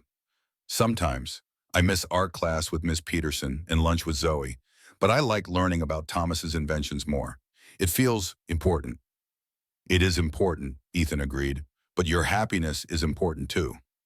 Lily looked up at him, her expression serious. I am happy, Dad. I like the forest and the treehouse, and I like that we're helping people.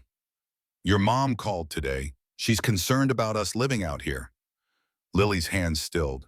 Is she going to make me come back to the apartment? She's worried about whether this is the right place for you. But we can't leave now. Thomas trusted us to take care of his inventions. Ethan's heart swelled with pride at her sense of responsibility. I know, sweetheart. We're going to explain to the judge why this is a good place for you. Would you be willing to talk to them too? She nodded solemnly. I'll tell them about the water filter and how it helps people who don't have clean water, and about the solar panels that make electricity without smoke. That would be very helpful, Ethan said, hugging her close. The custody hearing was scheduled for the following week, adding urgency to their efforts to establish the legitimacy of the Harmony Project. Patel's team worked around the clock preparing documentation, while Dr. Rodriguez accelerated the community implementations to demonstrate the technology's safety and effectiveness. Meanwhile, Meridian Energy Solutions intensified their pressure. They filed additional patent claims, initiated regulatory reviews of unproven environmental technologies, and launched a subtle but effective media campaign questioning whether complex systems should be implemented without corporate oversight. 3 days before the custody hearing, Ethan received an unexpected visitor. A sleek car pulled up to the cabin, and Jessica stepped out, looking uncomfortable in the forest setting. Lily was at the treehouse with Dr. Rodriguez and her research team, giving Ethan a rare opportunity to speak with his ex-wife privately.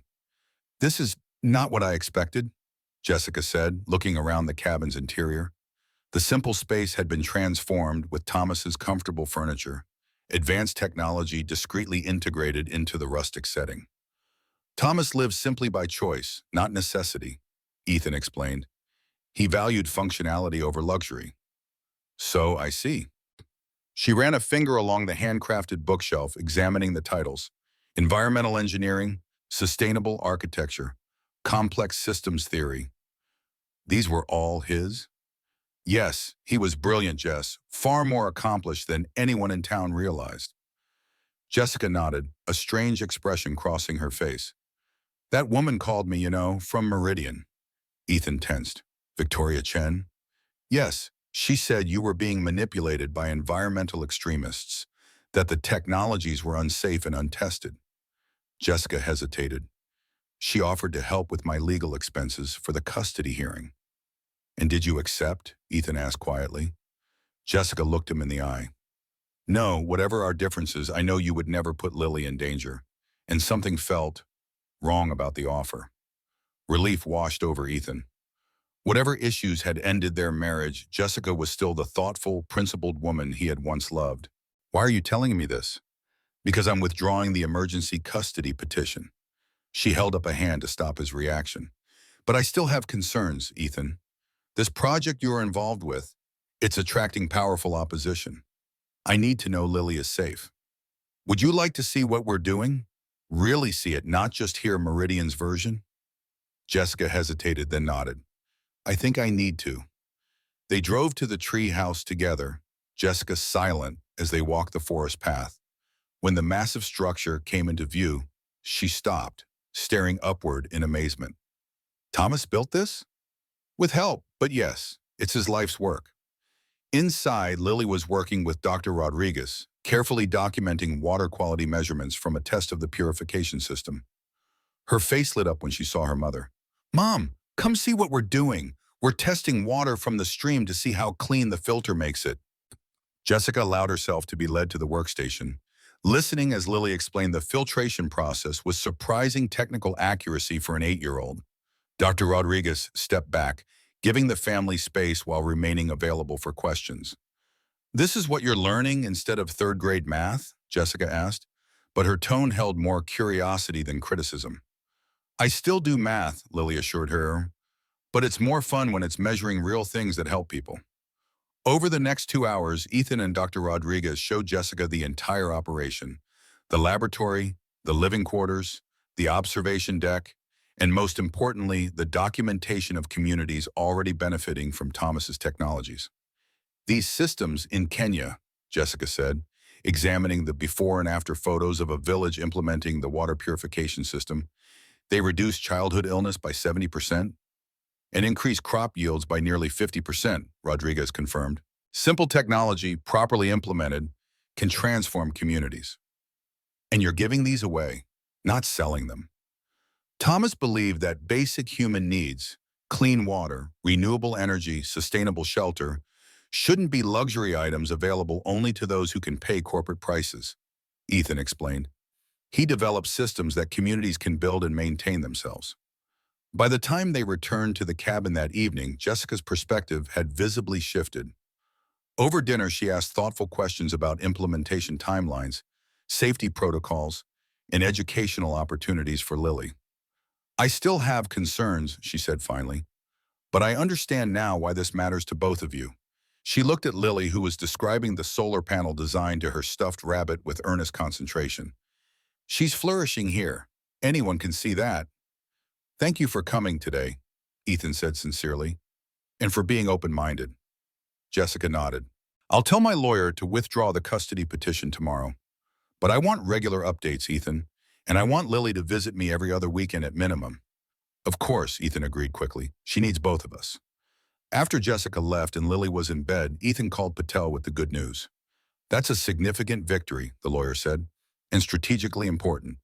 Meridian was clearly hoping to use the custody battle to distract you and potentially gain leverage.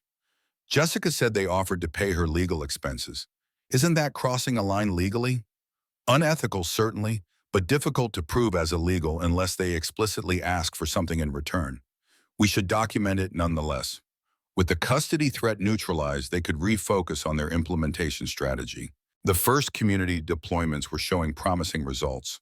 Water quality improvements in the Arizona test sites exceeded expectations, and the simplified solar panels were generating more power than projected. But corporate opposition was intensifying as well. Regulatory challenges emerged in multiple jurisdictions, questioning whether community-implemented technologies met safety standards. Industry associations published white papers warning about unproven environmental systems, and lobbyists pressured legislators to require professional certification for anyone installing water or energy systems. The challenges ahead were daunting. Meridian Energy Solutions was just the visible face of much larger corporate interests that would fight fiercely to control or suppress technologies that threaten their business models.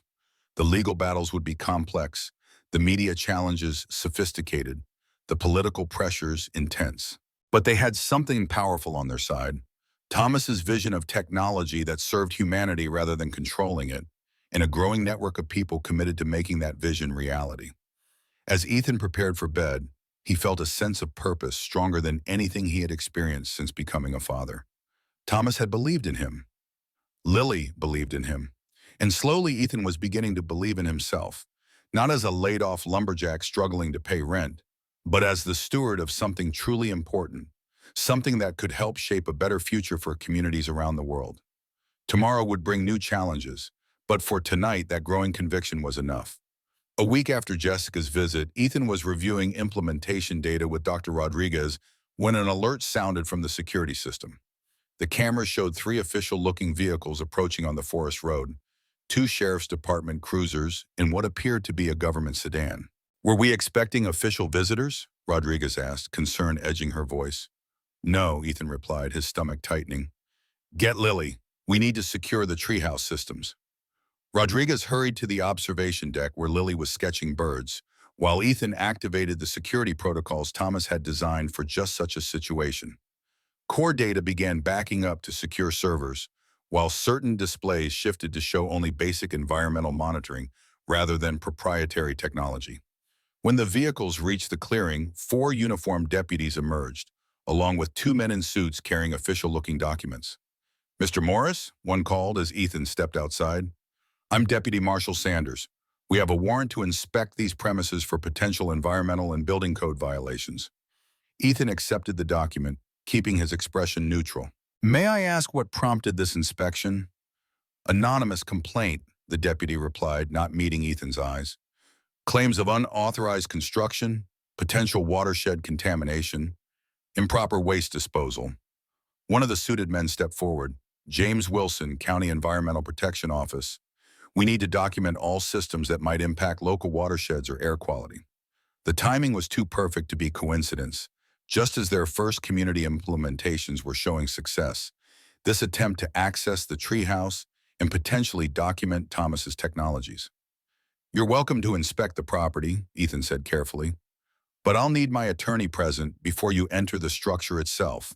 It contains proprietary technology under patent protection." The officials exchanged glances. "The warrant covers the entire property, Mr. Morris," Sanders said.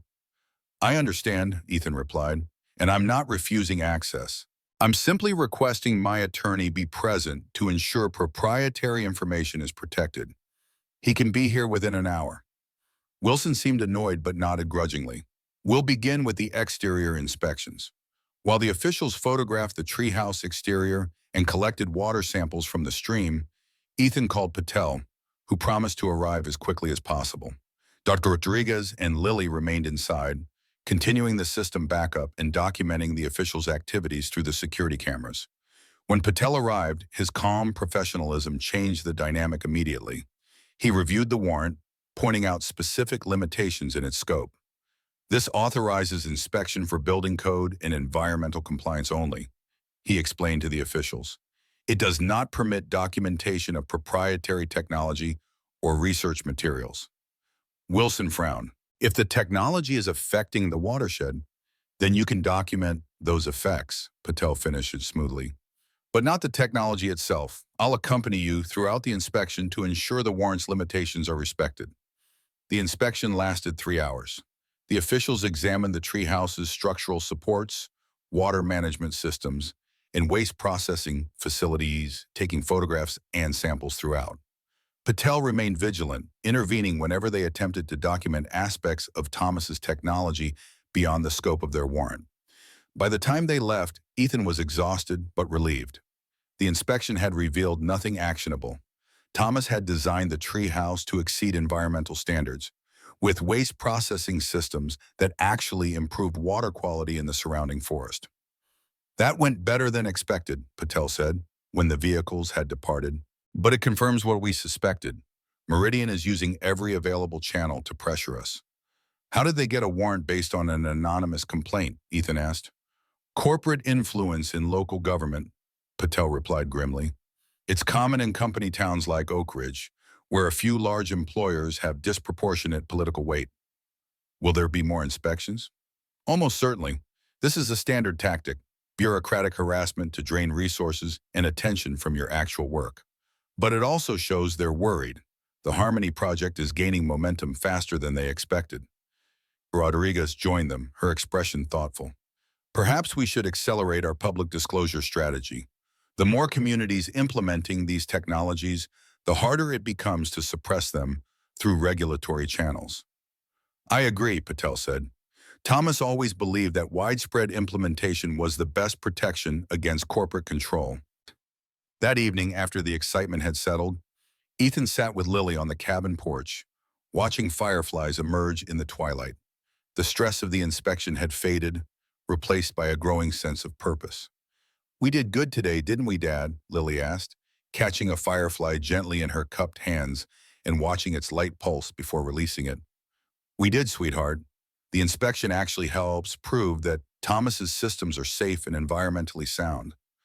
The man in the suit looked disappointed, she observed, like he wanted to find something wrong. "I think he did," Ethan admitted. "Some people don't want Thomas's inventions to succeed because they want to sell their own inventions instead. Something like that. They've built their businesses around the old ways of doing things. Thomas's innovations change the rules of the game." Lily nodded, absorbing this explanation.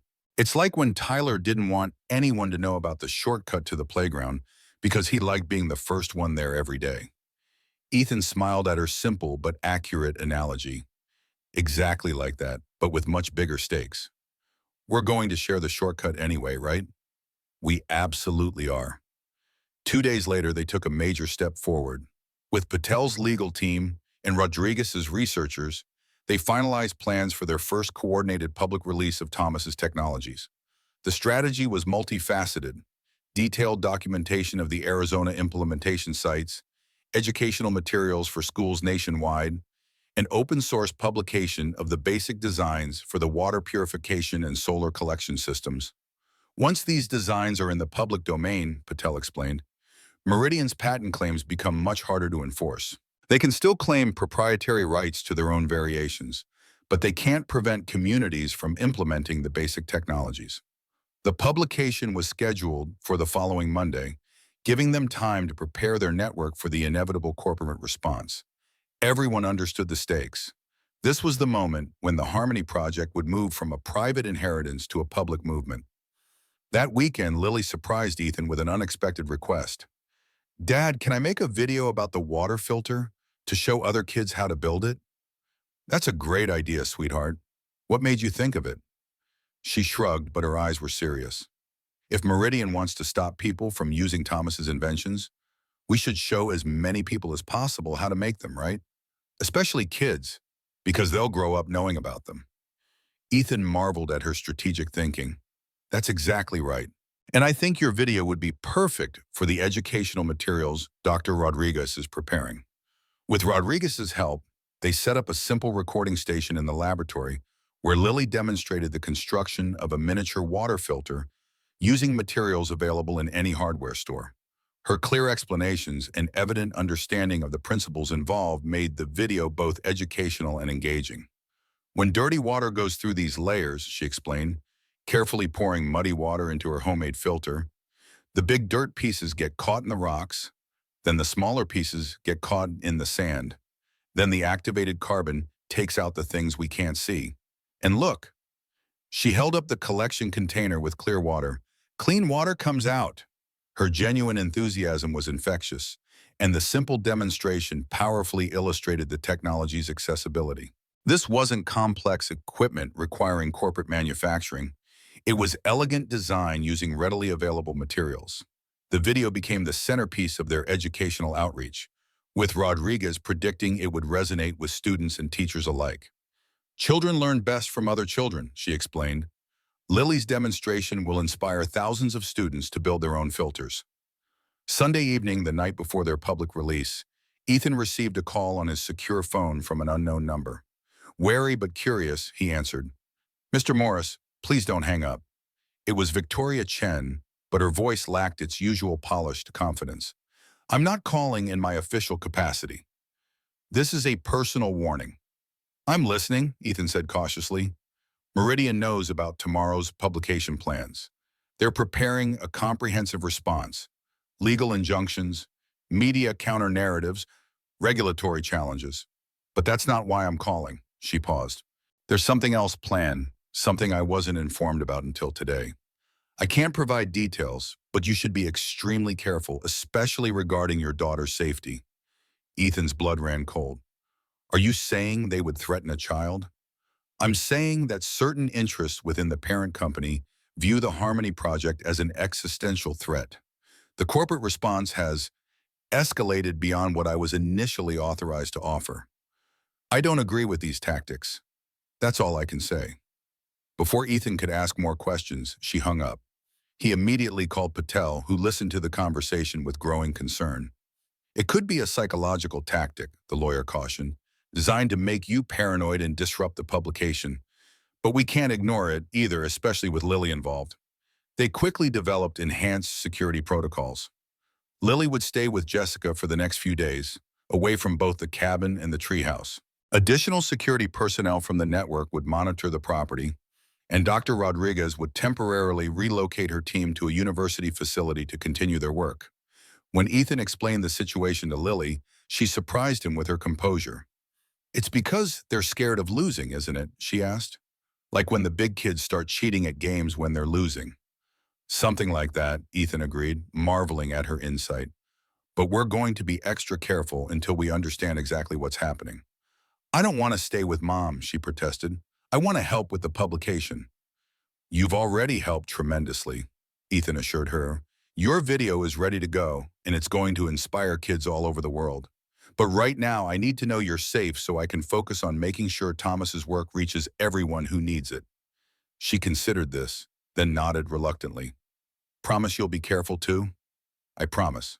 Jessica, to her credit, asked no questions when Ethan explained the situation.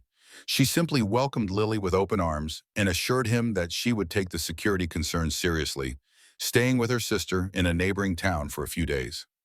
Monday morning arrived with a tense anticipation. At precisely 9 o'clock a.m., the network executed their coordinated release. The Harmony Project website went live, featuring comprehensive documentation of Thomas's water and solar technologies, educational resources, including Lily's video, and detailed case studies from the Arizona implementation sites.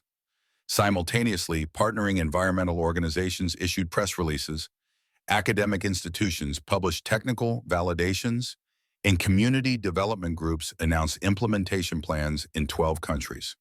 The response was immediate and overwhelming. Environmental news sites picked up the story within minutes. Social media exploded with shares of Lily's video demonstration. Teachers began downloading the curriculum materials at such volume that they had to quickly upgrade the server capacity. But the corporate response was equally swift. By noon, Meridian had filed legal injunctions in 3 jurisdictions, claiming patent infringement and seeking to block further dissemination of the designs. Industry associations issued statements questioning the safety of unregulated environmental technologies, and several news outlets ran stories focusing on the risks of amateur implementation rather than the benefits of the systems. Ethan monitored the situation from the treehouse, coordinating with Patel's legal team and Rodriguez's researchers to respond to each challenge as it emerged. The network was performing brilliantly, with environmental lawyers countering the injunctions, technical experts refuting the safety concerns, and community partners showcasing successful implementations. By mid-afternoon, it became clear that Meridian's legal strategy was failing. The injunctions were too narrow to block worldwide implementation, and the open-source publication had already spread beyond any single jurisdiction's control. The public response was overwhelmingly positive, with Lily's video alone reaching over 1 million views in just hours. "We're winning the information battle," Patel reported during their afternoon conference call, "but stay vigilant. Chen's warning suggests they might have more aggressive tactics planned." As if on cue, the security system chimed with an alert. The perimeter sensors had detected multiple vehicles approaching from different directions, not on the main forest road, but through unmarked access points surrounding the property. Ethan switched to the camera feeds, counting at least 4 SUVs converging on the treehouse clearing. Unlike the official inspection team from days earlier, these vehicles carried no markings, and the men emerging from them wore tactical gear rather than uniforms. "Patel, we have visitors," Ethan said quietly into the phone. "Not law enforcement.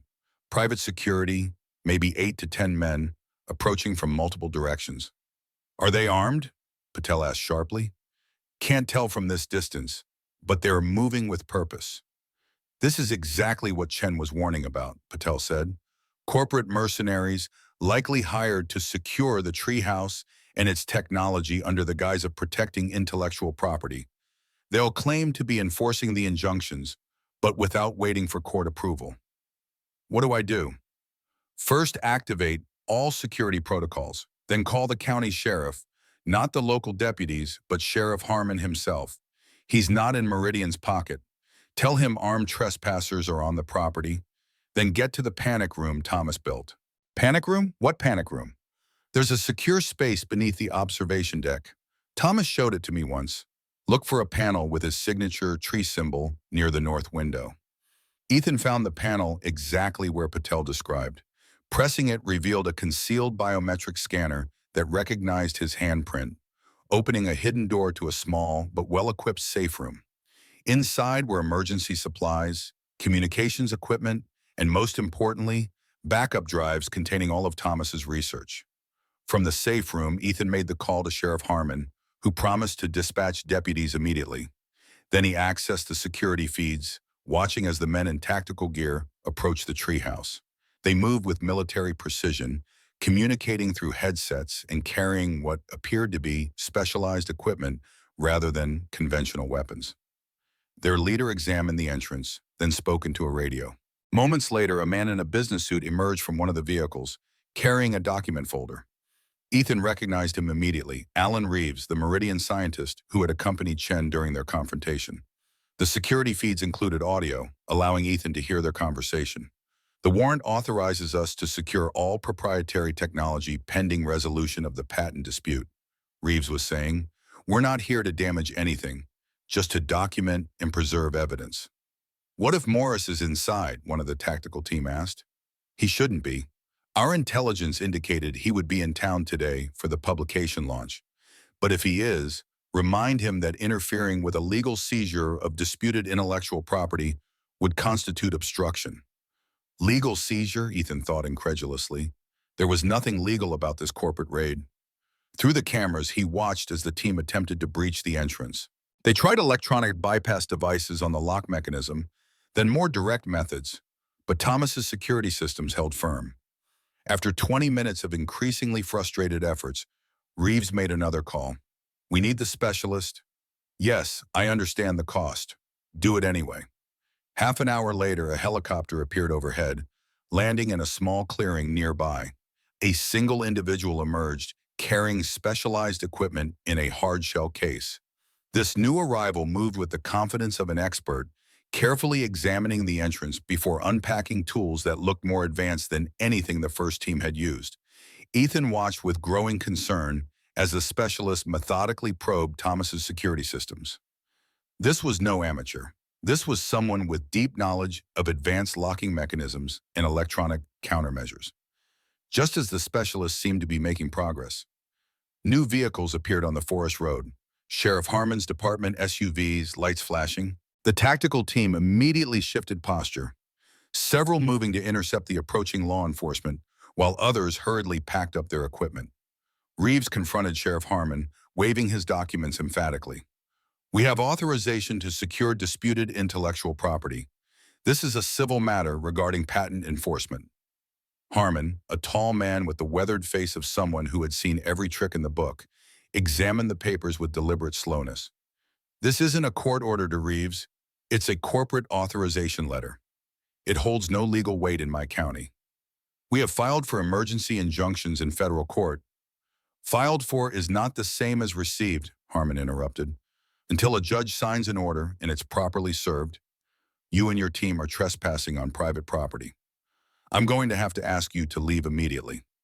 The confrontation continued for several tense minutes, but eventually Reeves conceded.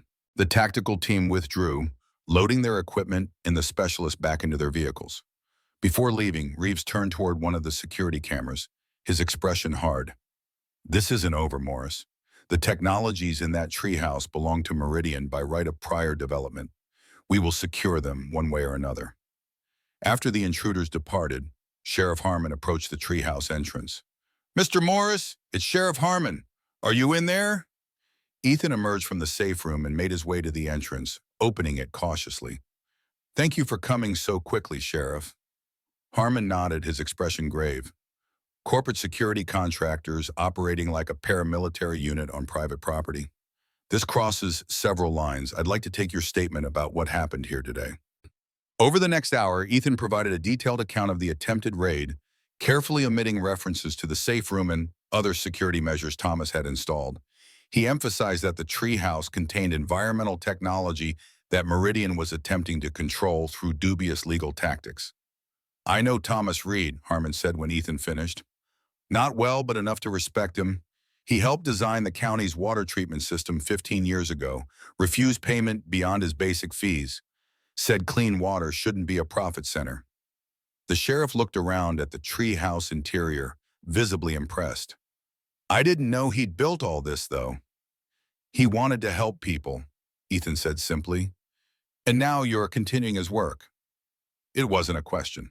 Well, Mr. Morris, I'll file a complete report about today's incident. I'd also suggest you consider pressing trespassing charges. Would that make a difference? Legally, maybe not much, but it creates a public record of their tactics, which might make them think twice before trying something like this again. After Sheriff Harmon left, Ethan called Patel with a full update. The lawyer was relieved but concerned. They're escalating faster than we anticipated, Patel said. The good news is that our publication strategy is working. Thomas's designs are spreading too widely for them to contain. The bad news is that this likely isn't their last attempt to seize the treehouse technology. What's our next move? We need to accelerate the second phase releases, get more of Thomas's core innovations into the public domain before they can develop counter strategies. And we need to increase security at the treehouse, not just electronic systems, but physical presence. You think they'll come back? Almost certainly. Today was a fishing expedition. They wanted to see what they could get away with. Next time they'll come with actual court orders, or they'll find more creative approaches. The rest of the day passed in a blur of activity. Network members arrived to establish a continuous security presence at the treehouse. Technical teams accelerated the preparation of additional technology releases. Legal experts analyzed Meridian's injunction filings, preparing counter-arguments for the upcoming court hearings. Through it all, Ethan found himself drawing on unexpected reserves of strength and determination. The attempted raid had clarified something for him. This wasn't just about honoring Thomas's legacy anymore. It was about protecting a vision of technology that empowered rather than controlled, that served humanity's needs rather than corporate profits. That evening, he called Jessica to check on Lily. She's fine, Jessica assured him, spending the day with her cousin Emily. She wants to know when she can come home. Soon, I hope. We had some excitement today, but things are settling down. Excitement? Jessica's voice sharpened. Ethan, what's happening? He hesitated, then decided she deserved the truth. Meridian sent a team to try to access the treehouse. They're claiming Thomas's technologies belong to them. Sheriff Harmon intervened before anything serious happened. My God, Ethan, this is exactly what I was worried about. I know, but we're taking extra security precautions, and the publication is working. Thousands of people are already downloading the designs and implementation guides. Lily's video has over 1 million views. There was a pause. She's been checking the view count every hour. She's so proud. Jessica's voice softened. I showed her video to my colleagues at work. They were impressed, not just with the technology, but with how clearly she explains it. You're raising an amazing daughter, Ethan. We both are, he corrected gently. After they hung up, Ethan sat on the cabin porch, watching the security team make their rounds of the property. The forest that had seemed so peaceful just weeks ago now felt like contested territory. The treehouse a fortress to be defended. But there was also a growing sense of momentum. The publication strategy was working even better than they had hoped. Schools across the country were incorporating the Harmony Project materials into their science curricula. Community implementation partners were reporting overwhelming interest from regions affected by water scarcity and energy poverty. Thomas's vision was spreading, taking root in exactly the places he had intended, communities that needed sustainable solutions they could implement and maintain themselves, free from corporate control or dependency. Ethan's secure phone rang, Dr. Rodriguez calling with the updates from the university team. "The response is extraordinary," she reported excitedly. "We've had requests for implementation guidance from over 40 countries in just one day, and the academic validation is pouring in. Researchers at MIT, Stanford, and ETHZ have independently verified the efficiency of Thomas's solar designs. Any problems with the implementations? Minor adaptations for local conditions, but nothing significant. Thomas's designs are remarkably robust across different environments." She paused. "I heard about the attempted raid. Are you all right?" "I'm fine. Sheriff Harmon arrived before they could breach the entrance." "This won't be their last attempt," Rodriguez warned. "Our sources indicate that Meridian's parent company, Global Resource Innovations, has classified the Harmony project as a critical competitive threat. They're mobilizing significant resources to counter our release strategy." "What kind of resources?" "Legal teams filing injunctions in multiple jurisdictions, media specialists developing narratives about safety concerns and implementation risks, lobbyists pushing for regulatory reviews, and apparently, as you've seen, private security contractors. They can't stop what's already been released," Ethan pointed out. "No, but they can try to limit further releases and seize Thomas's more advanced research.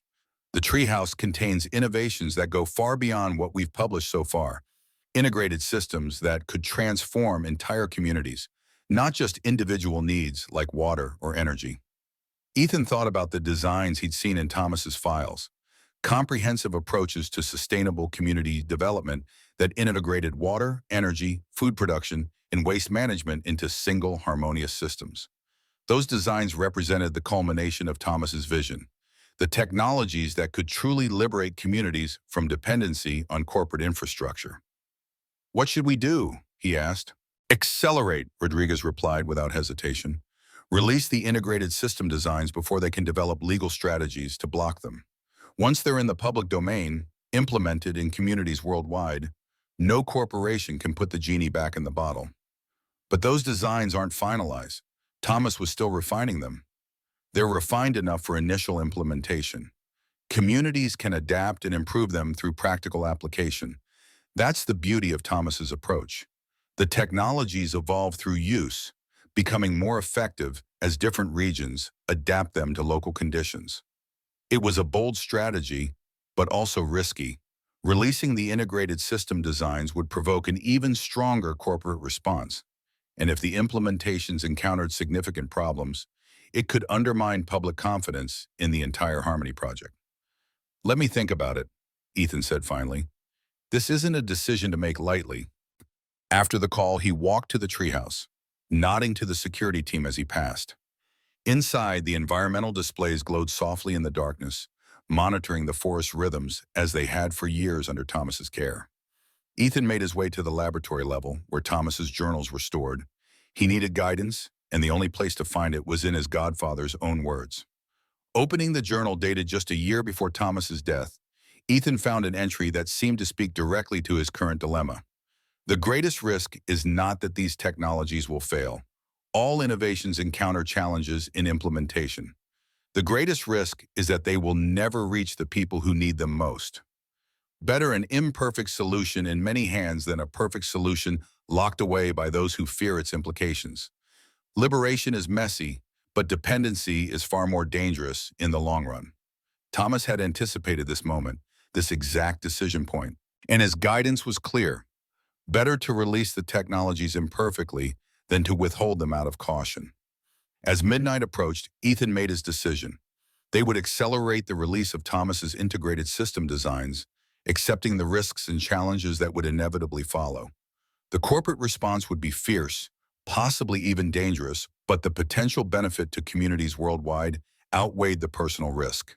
He called Patel to inform him of the decision, then sent a message to Rodriguez authorizing the preparation of the second phase releases. Their network was ready, their strategy was working, and most importantly, Thomas's vision was already taking root in communities around the world. Whatever Meridian and global resource innovations might do next, they were already too late to stop what had begun. The Harmony Project had crossed a threshold from private inheritance to global movement, from one man's vision to a shared commitment to technology that served humanity rather than controlling it. Ethan stepped onto the observation deck, looking out over the moonlit forest. Tomorrow would bring new challenges, new confrontations, perhaps even greater dangers. But tonight, for the first time since discovering Thomas's treehouse, he felt the full weight and meaning of what his godfather had entrusted to him. Not just technology, but hope. Hope for a future where innovations serve the many rather than enriching the few, where communities could thrive without exploitation or dependency. It was a future worth fighting for, whatever the odds. Dawn broke over the forest with golden light filtering through the redwood canopy. Ethan stood on the cabin porch, cradling a mug of coffee and watching the security team change shifts. The night had passed without incident, but the tension remained palpable. The calm before an inevitable storm. His secure phone buzzed with a message from Patel. "Turn on the news, Channel 7. Ethan hurried inside and switched on Thomas's old television. The morning news was running a story about the Harmony Project, but not the one he expected. Instead of covering yesterday's publication or the attempted raid, they were reporting on Lily's water filter video, which had gone viral overnight. 8-year-old Lily Morris has become an internet sensation with her clear, engaging demonstration of a simple water purification system, the anchor was saying. The video, part of the controversial Harmony Project release, has been viewed over 3 million times in less than 24 hours, with teachers and parents praising its educational value. The screen showed clips from Lily's demonstration, her small hands carefully assembling the filter layers while explaining the science in terms other children could understand. The anchor continued, "Environmental education experts call it a perfect example of how complex sustainability concepts can be made accessible to young learners." Ethan smiled, pride swelling in his chest. Thomas would have loved this, his technology reaching children directly, bypassing corporate gatekeepers and inspiring a new generation to think differently about environmental solutions. His phone rang. Jessica this time. "Have you seen the news?" she asked without preamble. "Lily's a star. Her teacher just called, asking if she can share the video with the entire school."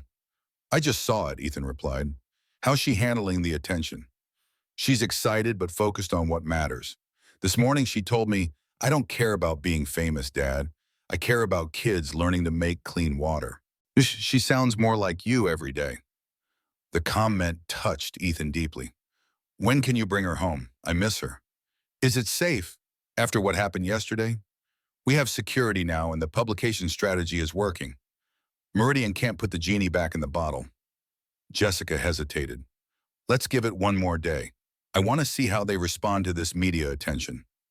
She was right to be cautious. Meridian's next move would likely be more calculated, more strategic than yesterday's failed raid. Better to keep Lily safely away until they understood what they were facing. The answer came sooner than expected. By mid-morning, Meridian Energy Solutions had called a press conference. Victoria Chen stood before a forest of microphones, her professional composure firmly in place despite the strain visible around her eyes. "Meridian Energy Solutions has been developing sustainable environmental technologies for over 20 years," she began. "We believe strongly in responsible innovation that meets rigorous safety and efficiency standards." She paused, her expression grave.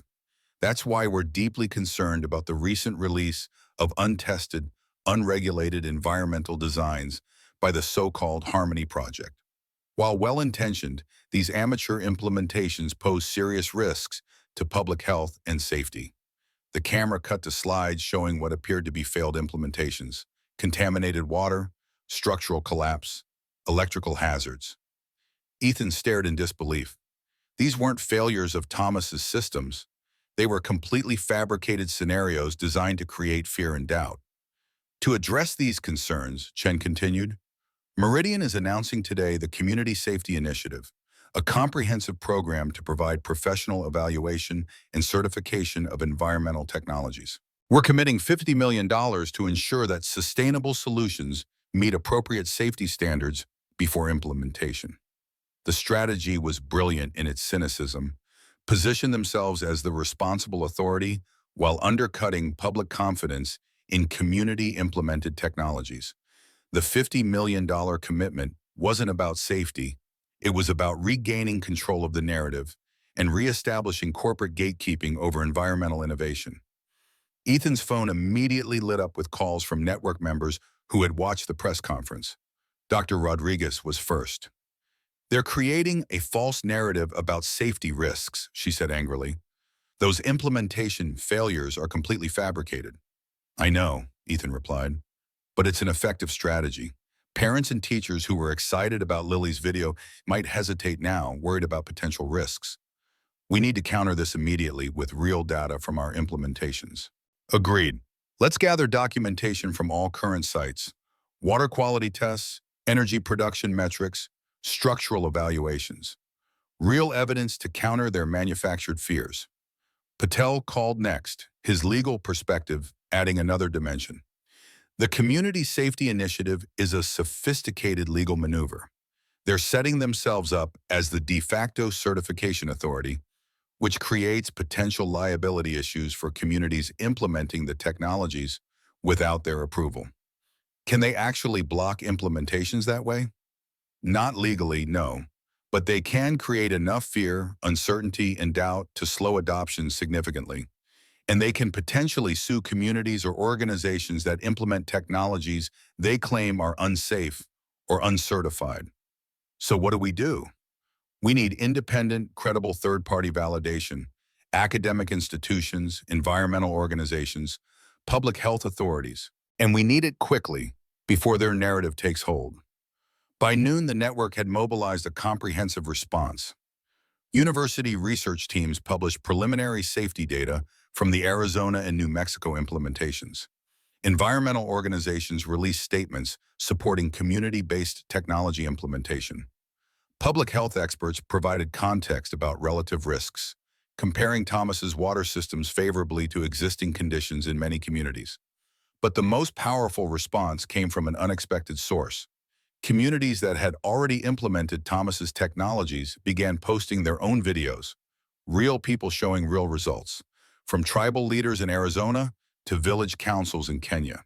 Their authentic testimonials carried a weight that no corporate press conference could match. "Before the Harmony Project water system, our children were sick every month from contaminated water," explained a community leader from rural Mexico. "Now we have clean water that we purify ourselves, without depending on expensive deliveries or unreliable government infrastructure. This isn't just technology, it's freedom."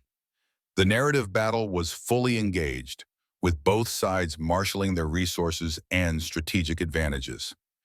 Meridian had money, media connections, and political influence. The Harmony Project had authenticity, distributed implementation, and most importantly, Thomas's vision of technology that truly served human needs. In the midst of this public relations war, Ethan received another unexpected call. Victoria Chen again, but this time her voice was strained, almost desperate.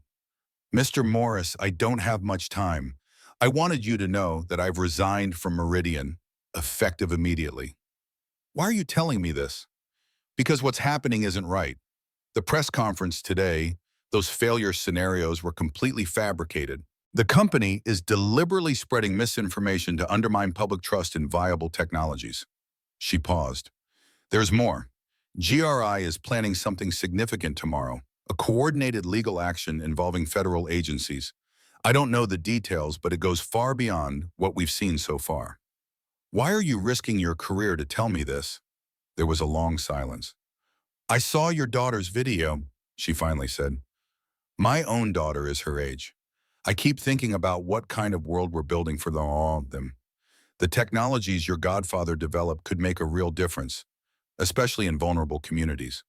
Suppressing them to protect quarterly profits." She trailed off. "I just can't be part of that anymore." After Chen hung up, Ethan immediately called Patel to relay the warning. "Federal agencies," the lawyer mused.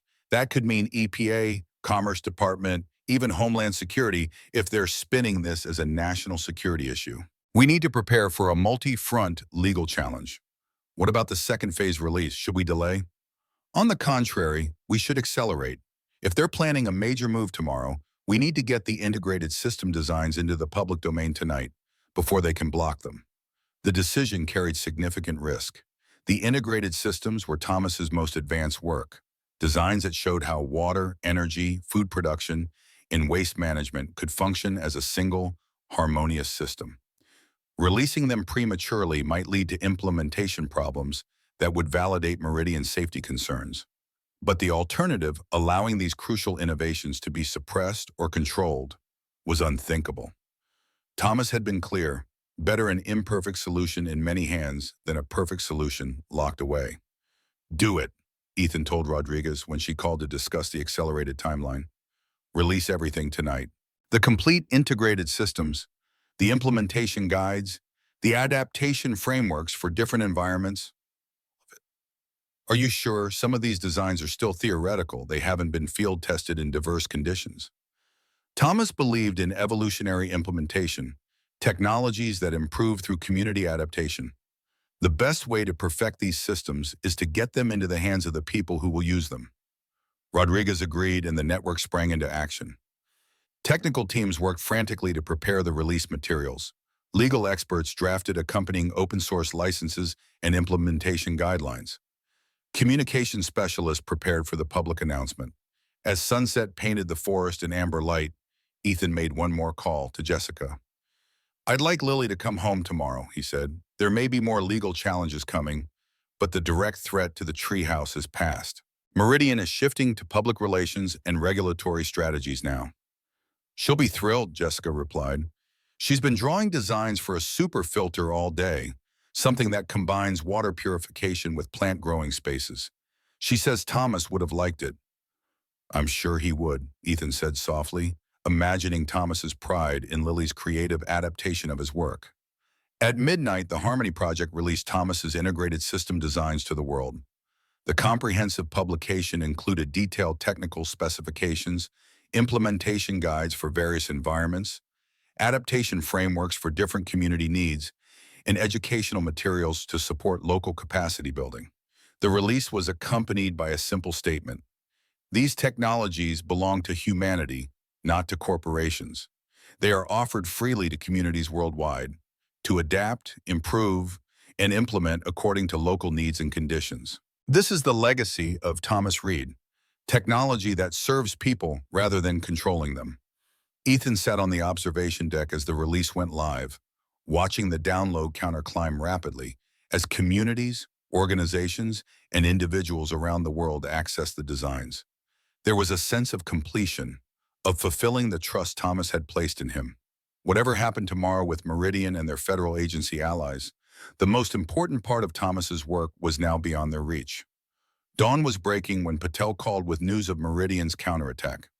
As Chen had warned, it was comprehensive and aggressive.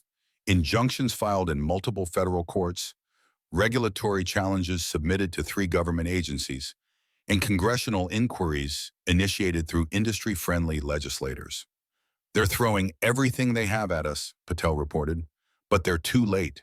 The downloads from last night's release have already exceeded 2 million. The designs are being mirrored on servers worldwide. Even if they succeed in some jurisdictions, they can't possibly suppress this globally." The morning news confirmed Meridian's all-out offensive. The company had staged another press conference, this time featuring stern-faced executives flanked by legal teams and regulatory consultants. They announced a comprehensive legal strategy to protect public safety and intellectual property rights, framing their actions as responsible corporate citizenship rather than desperate attempts to maintain control. But the public narrative was shifting in unexpected ways. Lily's video had sparked something that Meridian hadn't anticipated: a wave of child-led environmental activism. Schools across the country were building water filters as class projects. Young environmental clubs were adapting the designs for local conditions. Parents were sharing their children's implementations on social media. This grassroots movement proved remarkably resistant to corporate messaging. When Meridian tried to raise safety concerns about children implementing the technologies, teachers and parents responded with documented results and educational benefits. When they attempted to frame the issue as intellectual property protection, communities countered with moral arguments about access to clean water and renewable energy as basic human rights. By mid-morning, Jessica arrived with Lily, who burst from the car and ran straight into Ethan's arms. "Dad, did you see how many people downloaded Thomas's designs? Dr. Rodriguez said it's over 3 million now." "I saw," Ethan said, hugging her tightly. "And your video has almost 5 million views. You're quite the teacher." "I'm not teaching, Dad. I'm sharing. That's different." She looked up at him with serious eyes. Thomas wanted to share, not teach from the top. Ethan marveled again at her insight. "You're absolutely right, sweetheart." That's exactly what Thomas believed. As they walked toward the cabin, 3 black SUVs appeared on the forest road, followed by several government vehicles with federal markings. Ethan felt his heart sink. Chen's warning about federal involvement was proving accurate. "Lily, go inside with your mom," he said quietly. "I need to talk to these people." The lead vehicle stopped and a man in an expensive suit emerged, flanked by what appeared to be federal agents. He approached with the confident stride of someone accustomed to authority. "Mr. Morris, I'm Richard Gallagher, General Counsel for Global Resource Innovations. We have federal orders to inspect and secure technologies that may violate national security protocols." Ethan stood his ground, feeling oddly calm despite the intimidating display. "May I see these orders?" Gallagher handed over an official-looking document bearing federal letterhead. Ethan examined it carefully, then handed it back. "This authorizes evaluation of technologies with potential national security implications. The Harmony Project technologies are environmental solutions for community implementation, water purification, renewable energy, sustainable housing. There are no national security implications. That determination is for federal authorities to make, not you," Gallagher replied smoothly. "Our technical experts will evaluate the systems and make appropriate recommendations." Before Ethan could respond, another vehicle appeared on the forest road, Sheriff Harmon again, but this time accompanied by several news vans. The sheriff approached the federal agents with deliberate calm. "Gentlemen, I wasn't notified of a federal operation in my jurisdiction. Standard protocol requires coordination with local law enforcement." While the sheriff engaged the federal agents, reporters from the news vans began setting up cameras, capturing the confrontation. Gallagher looked increasingly uncomfortable as the media presence grew. One reporter approached Ethan. "Mr. Morris, can you explain what's happening here?" Ethan spoke clearly, aware that his words would likely be broadcast. "Global Resource Innovations, the parent company of Meridian Energy Solutions, is attempting to use federal agencies to seize control of environmental technologies developed by my godfather, Thomas Reed. These technologies provide clean water, renewable energy, and sustainable housing to communities worldwide. They've been freely shared under open-source licenses to help people become self-sufficient." The reporter turned to Gallagher. "Is GRI trying to claim ownership of technologies that help communities access clean water?" Gallagher's professional composure slipped. "This is a complex intellectual property matter with potential national security implications. It's not as simple as Mr. Morris suggests." "It seems pretty simple to most people," the reporter pressed. "A corporation is trying to control access to basic human necessities like clean water and renewable energy, using government agencies to enforce their claims." As more reporters gathered, asking increasingly pointed questions, Gallagher conferred urgently with his team. The optics were disastrous. A powerful corporation using federal agents to intimidate a single father who had inherited and shared environmental technologies for humanitarian purposes. Finally, Gallagher approached Ethan again, his tone notably different. "Perhaps we can discuss this matter more privately, Mr. Morris. I'm authorized to offer a compromise solution that might benefit all parties." "I'm listening," Ethan replied, "but any discussion needs to include my attorney and representatives from the Harmony Project Network." The compromise Gallagher proposed was revealing. GRI would drop all legal challenges if the Harmony Project agreed to license the technologies through a joint implementation program, with the corporation handling manufacturing and distribution while sharing a percentage of proceeds with a foundation controlled by Ethan. It was, in essence, an admission of defeat disguised as a generous offer. GRI had recognized that they couldn't suppress the technologies through legal means, so they were attempting to co-opt them instead, transforming Thomas's vision of freely shared innovation into another corporate product line. Ethan didn't need to consult with Patel or Rodriguez to formulate his response. The technologies aren't mine to license. They belong to humanity now. Communities worldwide are already implementing them independently, adapting them to local needs. There's no putting that genie back in the bottle. Gallagher's expression hardened. You're making a mistake, Mr. Morse. Derry can be a powerful ally or a formidable opponent. I appreciate the offer, Ethan replied calmly, but I'm honoring my godfather's wishes. He developed these technologies to free communities from dependency, not to create new forms of corporate control. By afternoon, the federal agents had departed, their inspection orders suddenly rescinded through channels that remained unclear. The media coverage of the confrontation had gone viral, casting GRI and Meridian as corporate villains attempting to control access to basic environmental technologies.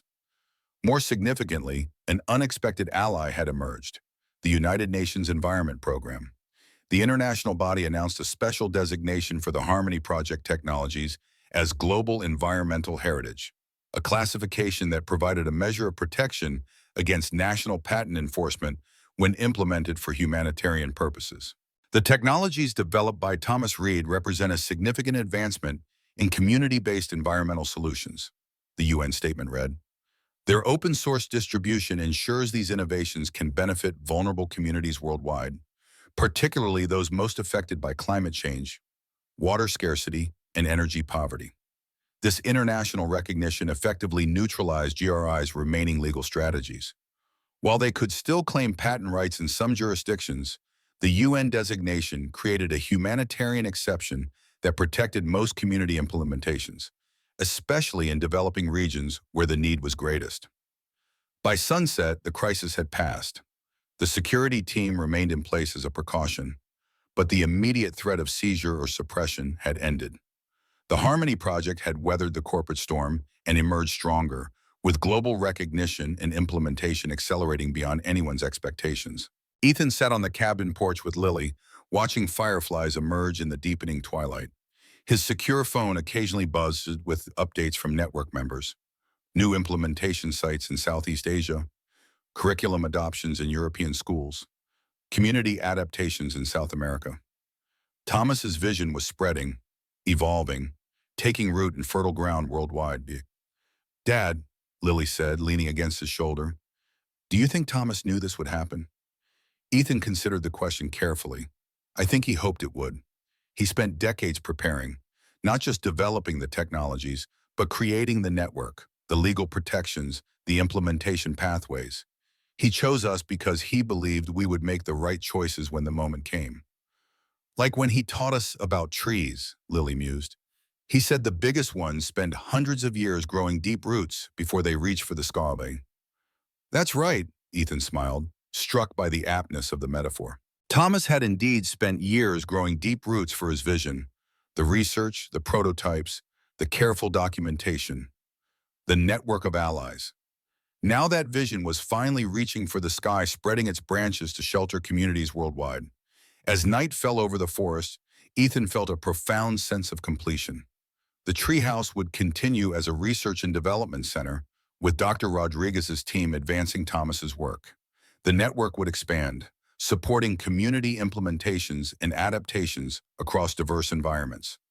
Educational programs would inspire new generations of innovators who understood that technology should serve humanity, not control it. But most importantly, Thomas's fundamental belief that basic human needs like clean water, renewable energy, and sustainable shelter shouldn't be luxury items controlled by corporate interests was now taking root in the global consciousness. The Harmony Project had evolved from one man's vision to a worldwide movement for technology liberation. In the quiet darkness, surrounded by the ancient redwoods that Thomas had loved, Ethan whispered a promise to his godfather's memory. We did it, Thomas. Your work is free now.